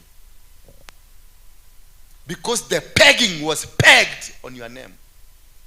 Most of us here are suffering because of our grandfathers, our grandmothers, and the places we came from. Because the place you went to a place in Kirinyaga called Kiangoma, and that is where you went to live. And in that place called Kiangoma, it is emphasizing on the devil, yet you are seeking the kingdom of heaven. Poverty will always be following you because that is a territory. Not unless now you go to the devil, the kingdom of the devil, then you will be able to do what? And in that place, Kiangoma, that is where you have many people have been dying. Those are the same place where Mungeke killed people. The same place where the other day Kashagwa was there because Yachanga, because it is Kiangoma. Hello. Bwana Yesu asifiwe sana. And that is, once you are able to know and be able to understand on these things that are happening around you, it is because the government, maybe ulikosana tu na secretary wa mbinguni. That is where you are suffering. Because a secretary can frustrate you. A secretary can just pluck one paper from your file and you are fired. A secretary can just pick one paper from your CV and whatever she has picked out is what the company was looking for. Therefore, you will not find a job. Hello. Bwana Yesu asifiwe sana. Unaweza koshana tu na Asha wa hapa, Asha akuchukie tu, and then whatever you wanted to access me, you want to come to me to see me, and she will be telling you hajafika. Hello. Because serikali ni kitu kubwa. Hao watu unaona mbako na makamera hapa ni serikali hii. Wale utakuta pale na Rugu ni serikali hii. Wale utakuta hapa wakiosha ni serikali hii. Ukikuta Buju hapa ni serikali hii. Na wanaweza kukonspire wakumalize. Yeah, most of people have been destroyed by secretaries in the offices of the government. Just a secretary. Kadogo sana, kama mtu kakufagia, kalikuja kakachomoa failo na kakaenda nayo, kakaiweka kwa tubo hapo. Na kakachomoka na failo. Sasa failo yako itatafutwa, and that's the file that you are looking for to give you promotion. Because the government hapo, hiyo territory ambayo iko na serikali yake imekukataa na itakushughulikia vilivyo. That is the same thing that happens to us when you are dealing with God who is angry with you. When you are dealing with God who has said this man, write this man as childless. So until you are able to understand, until you are able to move in a direction to understand where has God put cautions. Because for me, if I discover you have a caution in heaven, and hata kama nakupenda aje, I will not walk with you. I will just nitakuhepa tu. And that is, ukiona mtu ameanza wewe umefanya na serikali, maneno yako ikianza kuharibika pale, the person you ate with lunch time na saa 8 usikika kuna karumas kaskando kako, utamuona tena? You can't see them. Unajaribu kumpigia na kumwambia hello, niko mahali hakuna network, nitakupigia. Because ajui net itarushwa mpaka wapi. Mlikuwa mnazungumza naye mnabiana yeye namna gani? Because it has said so. It is an order, and the order moves, makes things move until everything is shaken and moved. That is why we are told, first before you go to God, seek ye the kingdom. Before you do anything, before you go to your pastor, before you call yourself a Christian, before you call yourself anything that you want to call yourself, seek ye the kingdom and his righteousness. Not only the kingdom, and seek also to understand the principles and the characteristics and the moves of that kingdom, so that you are given the access. When you seek the kingdom will give you terms and conditions. Fill this form. You want to travel? Yes. Just a form. And then pale chini unasema I have read and I have understood terms and conditions. So each kingdom has got terms and conditions. Have you read? Have you understood? Have you known? No. You are told, did you read? No, I did not read. I just ignored. Okay. You have lost your shamba. Because you have signed. You have lost this. So that is why every statement you make, even in your phone, when you want to open up an application, there chini, kuna terms, I have read and I have understood. You take your child to school, you have to sign an endorsement. I have read and I have understood. You are employed, you have been a contract, I have read, I have understood. Then you put it down your signature. So what do you know about the kingdom of heaven? What do you know about the kingdom of God? Are you part of the kingdom, or you are a joyrider? Do you come here because I see some people here, they come, maybe, let me use these people who sing here. They'll come and then they will demand for a salary. What's the salary you're looking for? Si tumekuja tumekuimbia kwa kanisa yako. Hello? Sisi tulikuwa kwa crusade tukakuimbia kwa ile crusade yako. That man follows you does not understand completely that he was not serving me, he was serving God. So the person that we were with, amekuja kuniambia waliniimbia kwa crusade yangu, they were literally serving me, not the kingdom of heaven. So that person will only access from me, not from heaven. And that is why tunafunga baraka zetu. That's why tumefunga baraka zetu. Maana when you turn me to become your king, you will access from me. So you will only be eating what I receive myself. I will be sharing to you. So this line nyinyi yote, you are depending on me, and I've been given one portion. It means I will eat my half portion, then I'll give you the half portion, because you are depending on me. But if you had the access of heavens, if you have the access of the king, you will not come to me. You will not go uibe, ufanya praise and worship, and then you come to me. No, you know where the docket is. You know where the cashier is. You know who provides. You do it, and the king will do it. That is how we do it. And that is how you success. And that's why so many people like us, myself, look at him, Sema, this man, not you, me. Why I am so successful? Because I am successful. Yes, because I knew the secret. I will never do anything for you. No matter what kind of person you are, I will never. If I gave you 1,000 shillings, it is not you I gave. I know. I have given to the king that owns you. I can't give you money. I can't. I can't. I can't. I will only give you if God says give, because I will ask God, the king over my life, can I give? If he tells me no, that person took on an issue, I can't. I'm telling you. If I discover you have an issue with the master, the owner of the man, the God that has given me that money you are looking for from me. Siwezi kubali kukosana na Mungu wangu kwa sababu yako. Kwenda ukufe, tutakusika. Kama hiyo ndio ilikuwa inafanya usurvive, I'll come gracefully. Nitavaa nguo mrefu.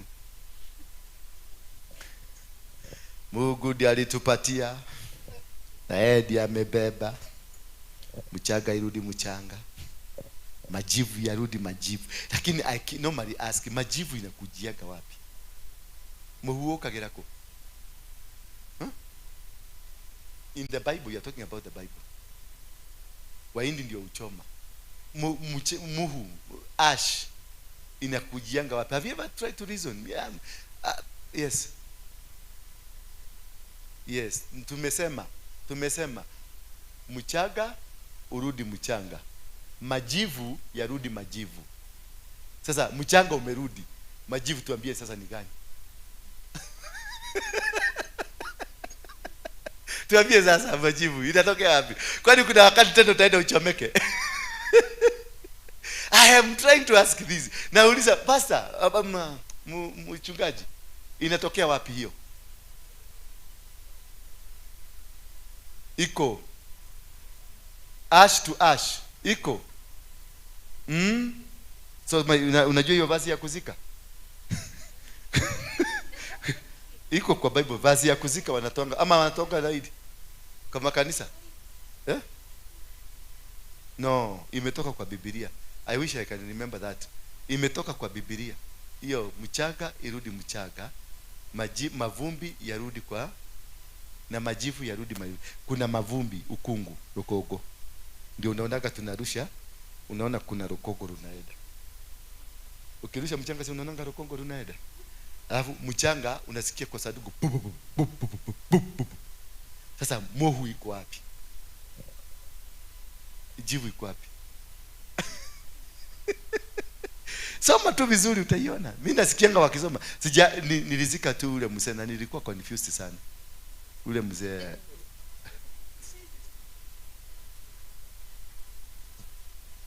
That's what the book says. Which is the book of common prayer. Is it in the Bible? So we are doing things that is equal. Yeah. Okay. Thank you. Thank you. So ambieni hawa watu wanasemanga majivu. Hiyo kitu haiko kwenye Biblia. It is not in the Bible. Yeah, Catholic say dust to dust. Yeah? Hakuna ash. Lakini si tulikuwa mazishi ile baba. Tulikuwa mazishi ama ameandika all go to the same place, all come from the dust, and the dust all return the dust. Na ile wanasomanga ni wapi? Ilitolewa wapi?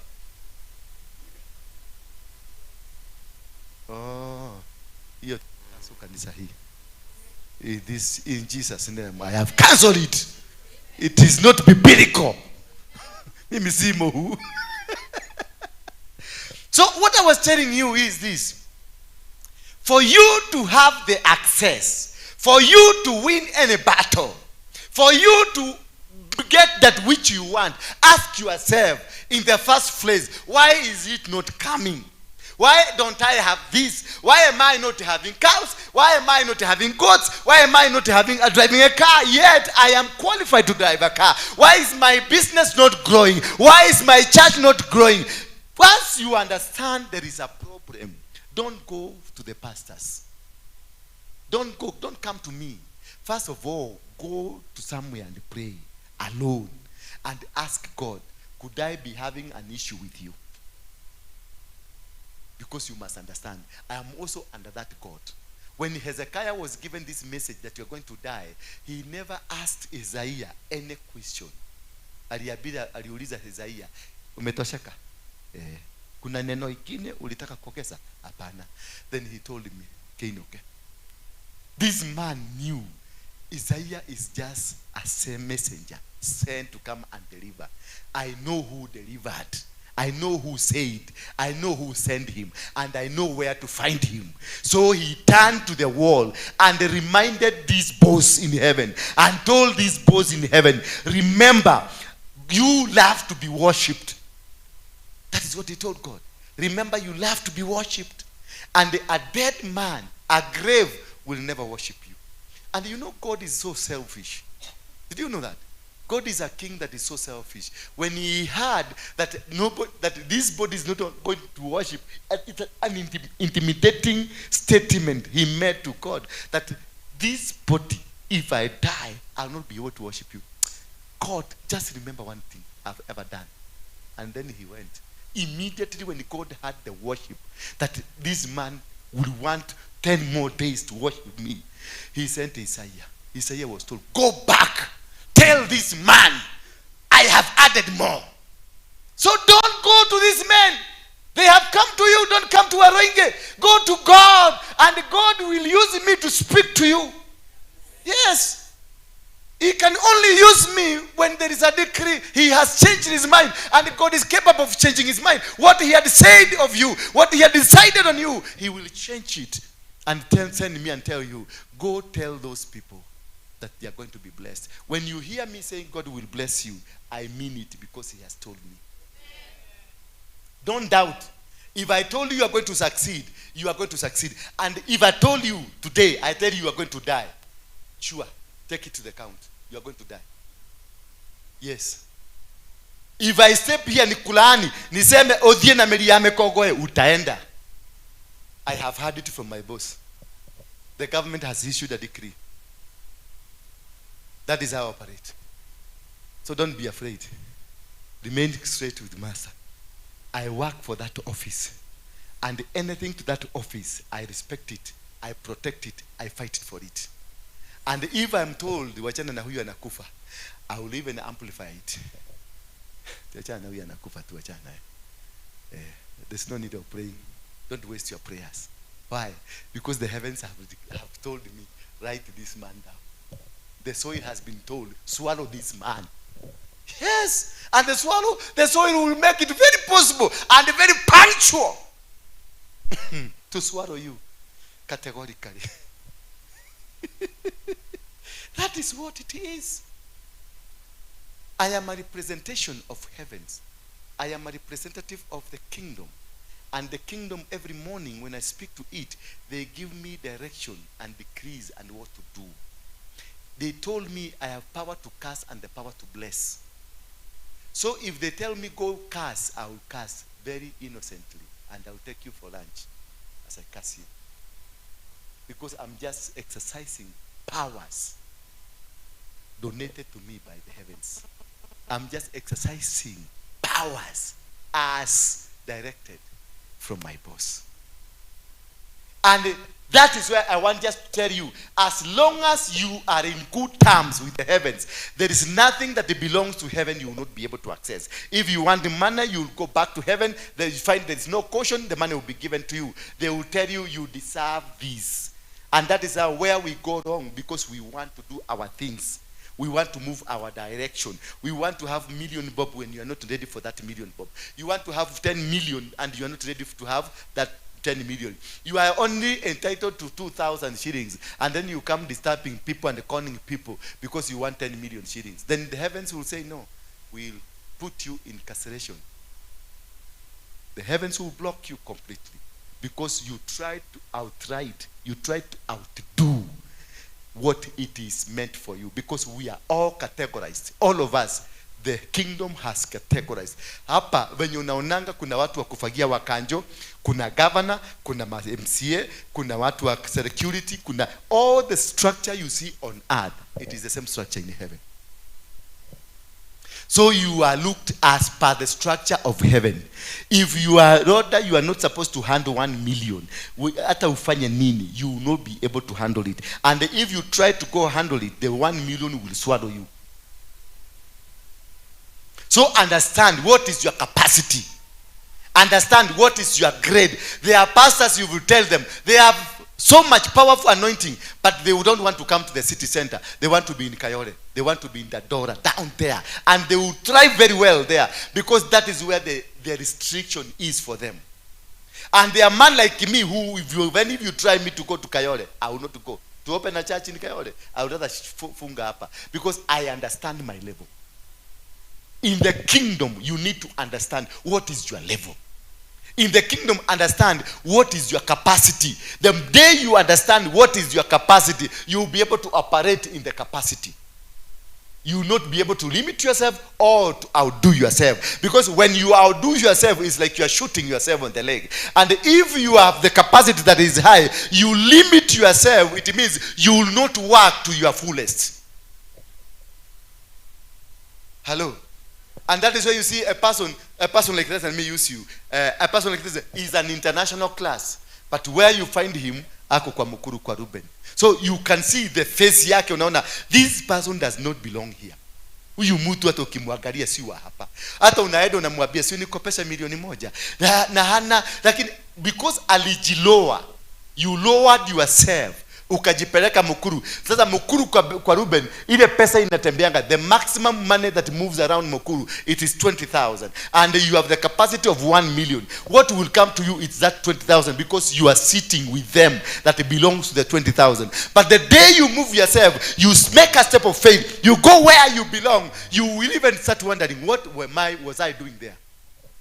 There are people you will walk with them, become your friend, and you start becoming stagnant, and you start becoming poor, and you start becoming just everything you are doing, you are moving backward. And there are people you come, just you walk with them, and you find you are moving, because the connectivity of those people, they make you move to a direction where you are supposed to go. So before you become my friend, I become your tall and dark and handsome of yours, I'll want to understand what kind of a person you are. I'll work with you 10 days, only 10 days. I need only 10 days. And I will tell you what kind of a stupid guy you are. Yes. Don't take more than 10 days with a person. More than 10 days, you are wasting your time. You just test them with a small thing, and you will see this person, yes, ako kwenye hii category. Kwa hivyo tunaweza kuenda. We can go to Mombasa. And tukifika Mombasa atakuwa amechoka. Tunafika huko. Hallelujah. Na kuna mtu mpaka choo ya hapa hawezi kuingia. So you have to understand how has this person been categorized in heaven.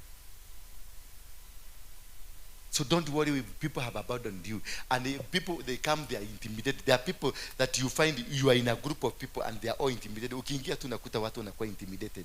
Wanakuwa tu yani, they feel uneasy with you because you are much superior than them and you don't belong there.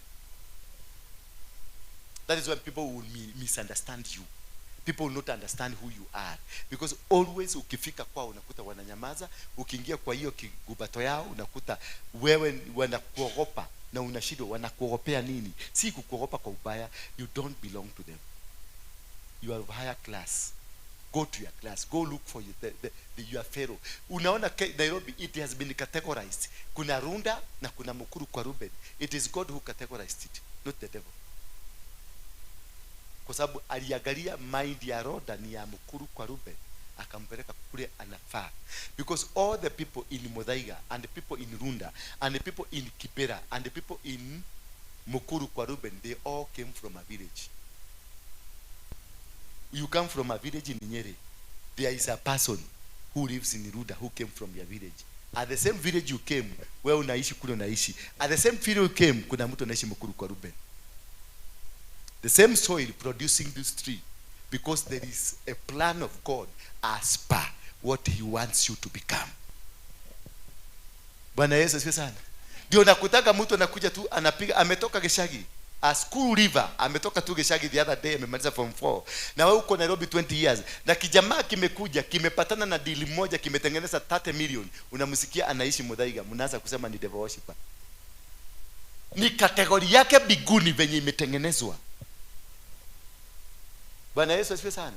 So it is not about lucky. It's not, you are not lucky. Nobody is lucky on earth. It is about how have you been categorized by the heavens kingdom. Umekukataa ama haijakukataa. Kama ulimisbehave, kuna watu ambao walibarikiwa kama Konaya alikuwa amebarikiwa, lakini tabia zake na behavior zake ilisemekana, Jeremia aliambiwa nenda bia udogo. Usiongee na Konaya. Don't talk to that nonsense. That is God. I wish, let me read you a verse or two on that book. You understand the tone. I want you to understand the tone alone. The tone of God on this man. It was bad. Hata mimi nikasikia Mungu anaongelea hivyo. Jeremiah 22. Just let's pick any. Let's pick from 15. I want you to understand the tone. 22 verse 15. Do you think you are a king because you complete the cedar? Did not your father eat and drink and do justice, righteousness?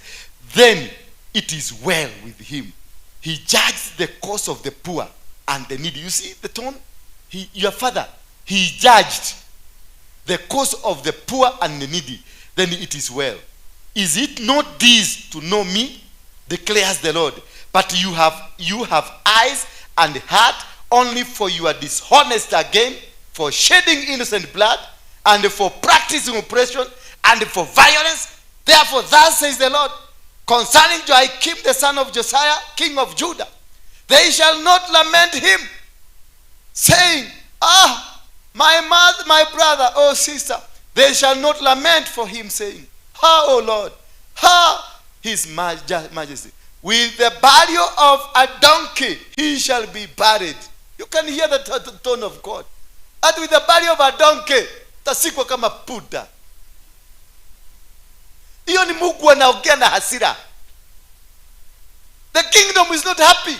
Mothamaki hajafurahi. Hebu niambie ni nani atajaribu kureverse Ruto kama amekasirika huko? Na amesema hataki kusikia huyo Mutua, hataki kusikia huyo Moses Kuria, hataki kusikia. No matter what you are, no matter how powerful a minister you are, na Ruto akogesha mesa hivi aseme do anything around there, security kila kitu inabadilika. Hata huyo minister kuje tabio boss mkubwa mkubwa amesema atakupigia simu, na ni access ulikuwa naingia tu na unafungua mlango naambia boss I am around, na unarudi. Sasa unakuta kamutu kalikuwa kanakupigia saluti, hata mkono imekatika. Mkubwa amesema atakupigia simu. Unajaribu kuforce, sema boss tunasema hivi, ingia pale atakuita. Immediately unaona mkubwa wa escort, presidential escort, mkubwa the commander anakuja na kuita, na ni minister anakuambia boss kanini kuja kidogo.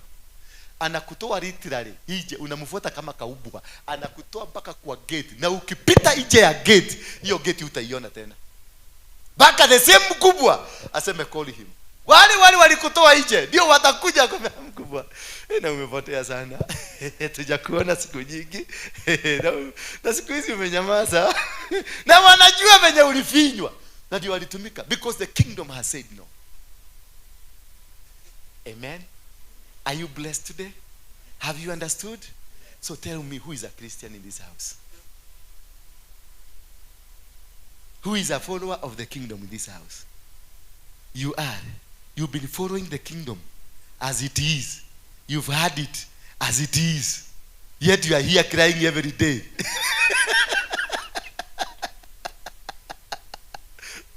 Nobody on earth. Nobody, I can assure you, nobody on earth. We don't understand the kingdom. Until the day we'll be able to understand this kingdom, then we will be having no problem. You will not be working. You'll be living in the house and the things will be coming. Adam was living in the bush, eating and doing, naked. Nobody saw his nakedness until he disobeyed the kingdom, and then he discovered he's naked. You can imagine that, just eating a fruit and then you discover you are naked.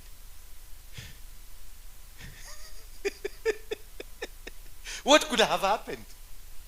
What is this government is all about?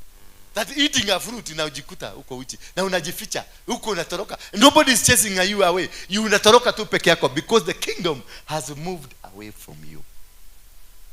All of us, we have fallen short of the glory of God. We need a reunion. We need to seek ye the kingdom. That is why Jesus had to come to put us back into the limelight. And the Bible says in the book of Matthew chapter number 7 verse 21, please put it for us.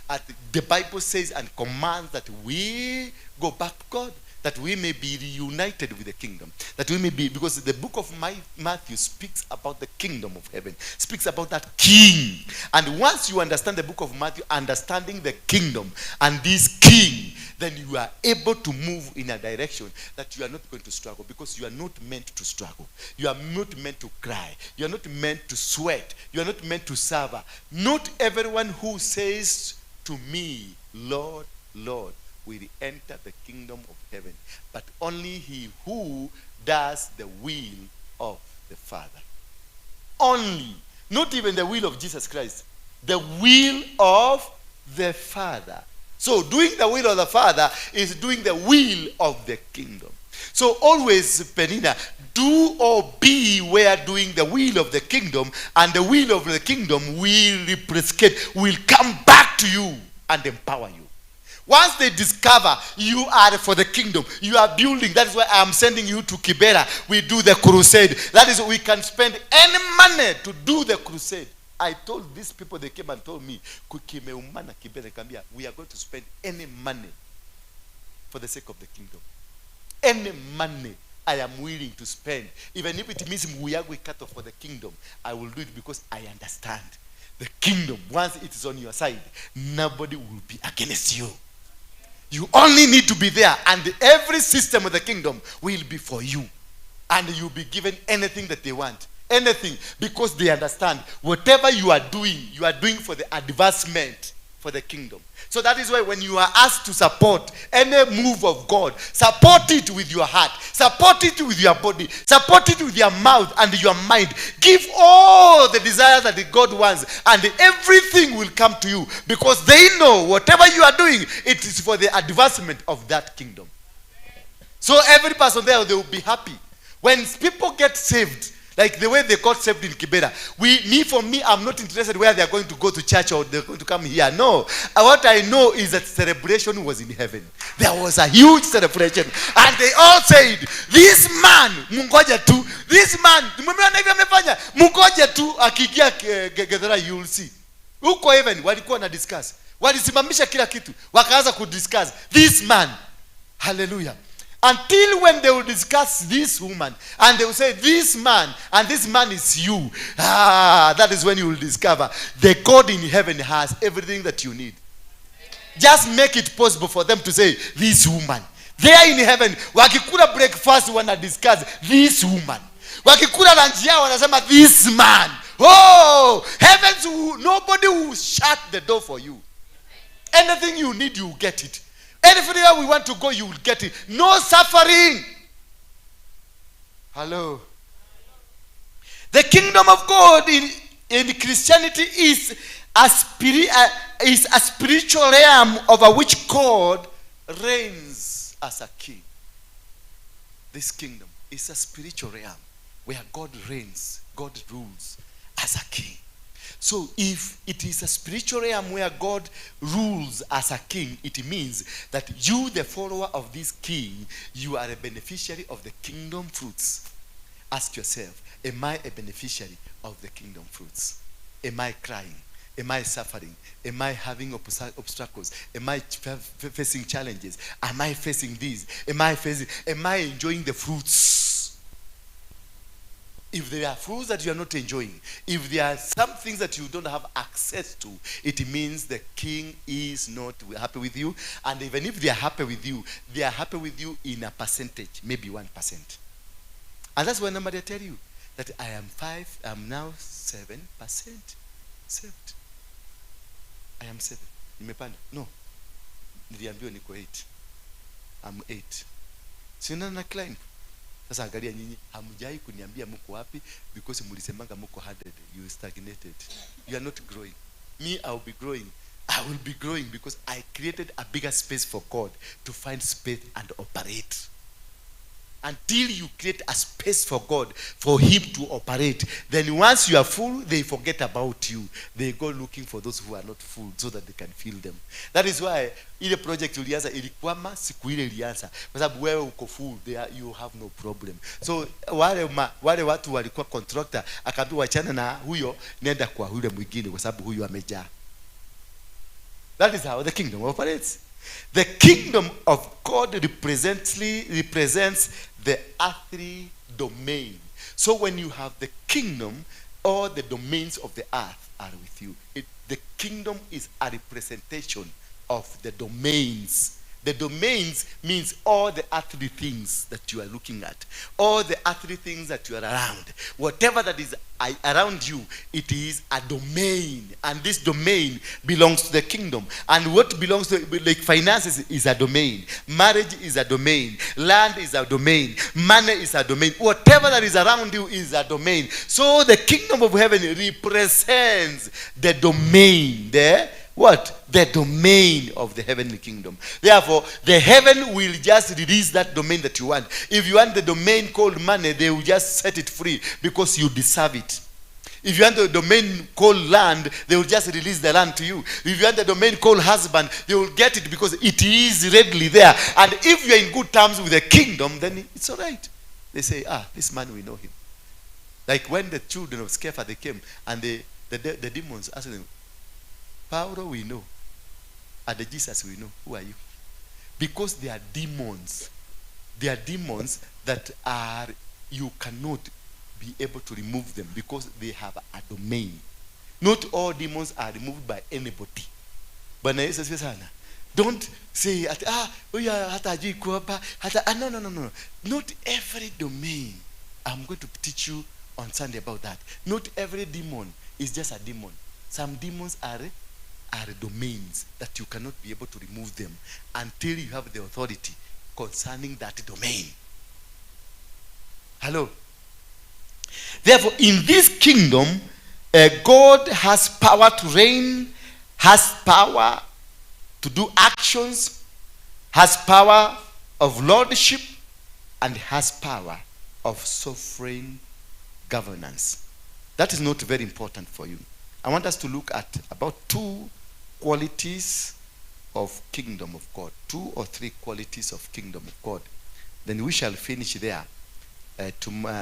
Maybe tomorrow or on Sunday we shall be looking at the deeper understanding. The qualities of this kingdom is a society where God rules.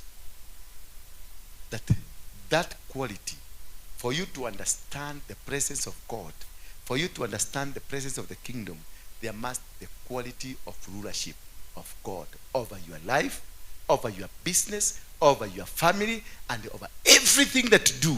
And if the rulership of the kingdom of heaven is with you, it means every single door ahead of you will just open. Anything that you want, because the king. When Joseph was in prison, he was languishing in prison. He never had an idea that he will come out of prison. He never had an idea that anybody can save, because only in any case, he was in a foreign land. He was in a land that was not his. So he didn't know, or he didn't have somebody who can stand in or be able to help him. But when the kingdom of heaven decided this is the time for him to come out, the rulership authorized the king.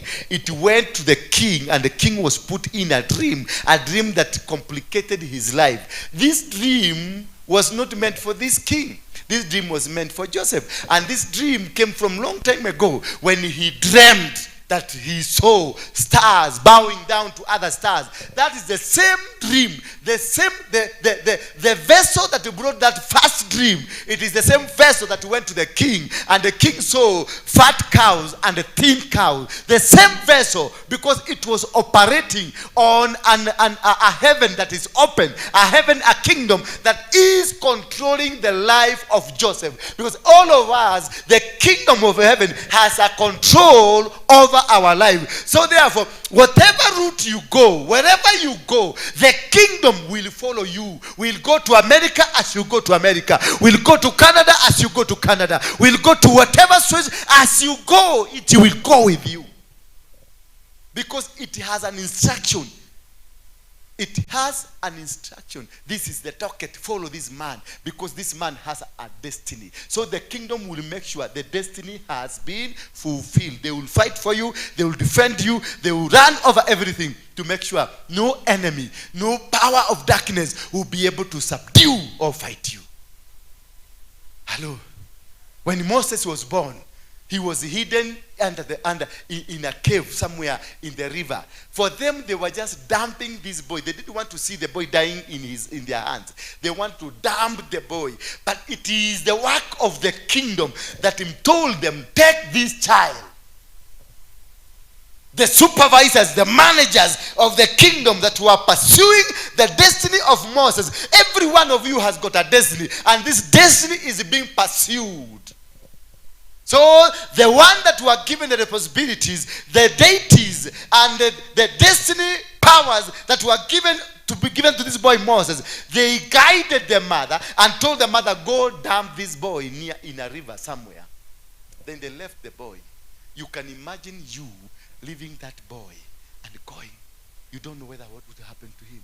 And then the same deity went to the king's house and told the daughter of the king, you can go now, go shower in the river. And immediately they reached at the river, they heard a boy crying. The same deity told the boy, now cry, your helper has come.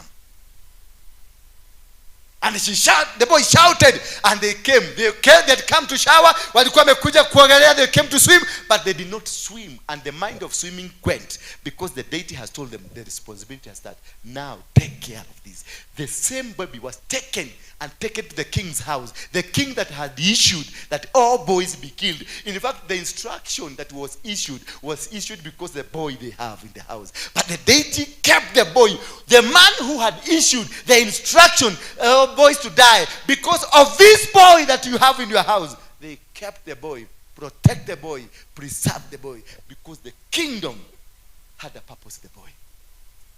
You will live in your enemies' dens. You will walk with your enemies. They will provide for you. They will protect for you, because the deity, the king here, the kingdom is walking with you. The kingdom has made a decision to be with you. Once you understand the principles of the kingdom, then you will be able to move. And how do you understand them? And because they have access to rule over you. And then number 2, it's a place where death is overcome. The kingdom of heaven, it is where we overcome death. That no power, no intimidation, no forces of darkness, no limitation over your life, nothing can run against you, nothing can supersede the work of God. Because God, Ezekiel was to die, and immediately he pleaded with God, death was cancelled. The children of Israel were to die in Egypt after 400 years. But because of the presence of the kingdom, they said, no, there is a word that was issued 400 years that your generation will sojourn into slavery for 400 years, but after 400 years they will come. That word that after 400 years it will come, it was maintained in the kingdom to make sure after 400 years we have a role, we have a job to do, to remove these people, to take them to where they belong. So everything was prepared. At the stroke of the 400 years, they came, the officers maintained our purpose to do the will of removing them from Egypt to Canaan. They came in.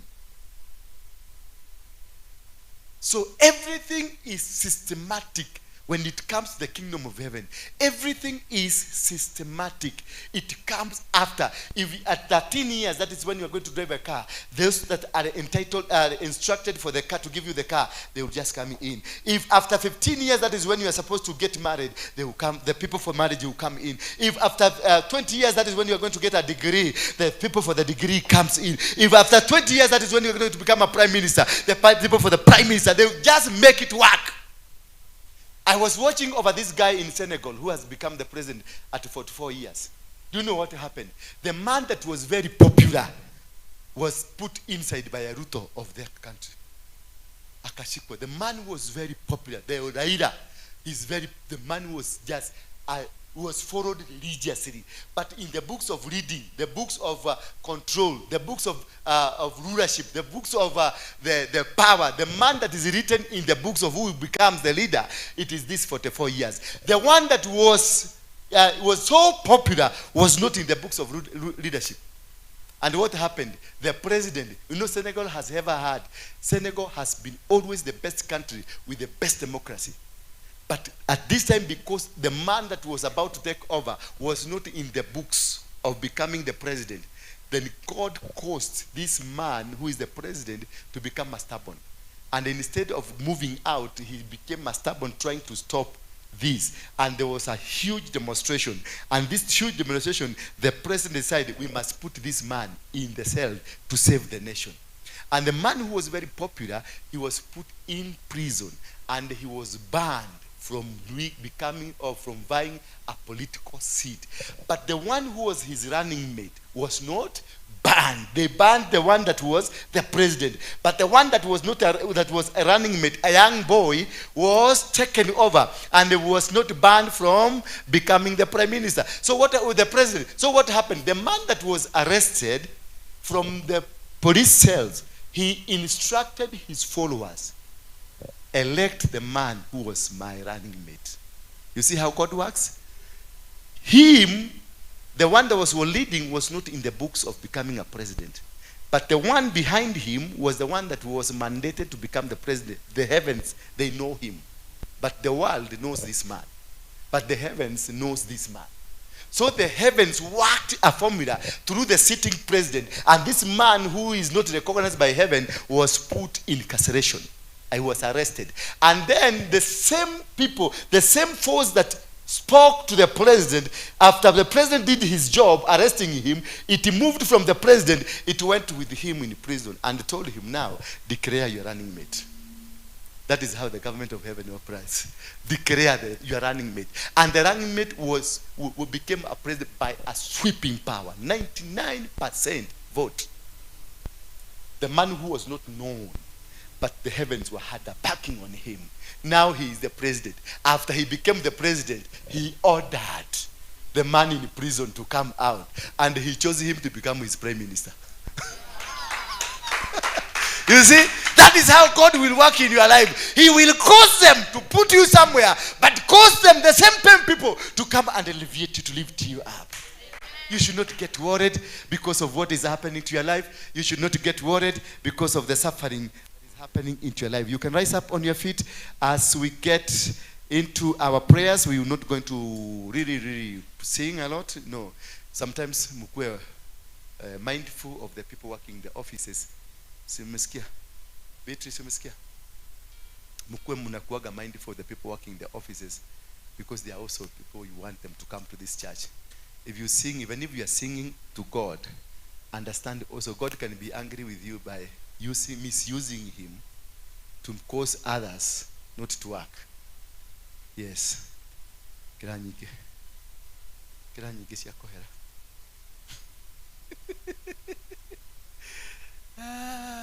Goodness. Leteni mkujeni tu hapa. You can put the keyboard. Na we can also sing but not kwa nini sana. So kujeni hapa, nimesema mkuje tu hapa mbele. Ningependa kuwaombea. As you pray, this is a prayer that you do yourself. No hands will be laid on you. This is, I want you to connect yourself to the kingdom so that you may be able to understand. Are you connected with the kind of life you are living? Does it connect you? Ama after the teaching ambayo tumesoma leo, umejiona kama ufalme wa mbinguni uko na wewe? Ukiangalia, are they happy with you? Yeah? And why are you crying? Because if they are happy with you, you also be happy. If I'm happy, you are happy. That's what they say. Why are you crying? Let us learn to be genuine to this course. Let us learn to be genuine to understand how God wants us to operate. Because why God brings such topics to us is because he has seen you are suffering not knowing why you are suffering. You are suffering because not understanding the reason for your suffering. You may be thinking that it is that man ambaye is causing you to suffer. You may be thinking that it is that woman that is causing you to suffer. You may be thinking that those people are making you not to move or not to stand. But there is some content, there is a caution put in heaven. Why was the caution put? I said you come here. What are you seated there? Look at these guys. Thank you, Jesus. Why does it take you long to hear just one word?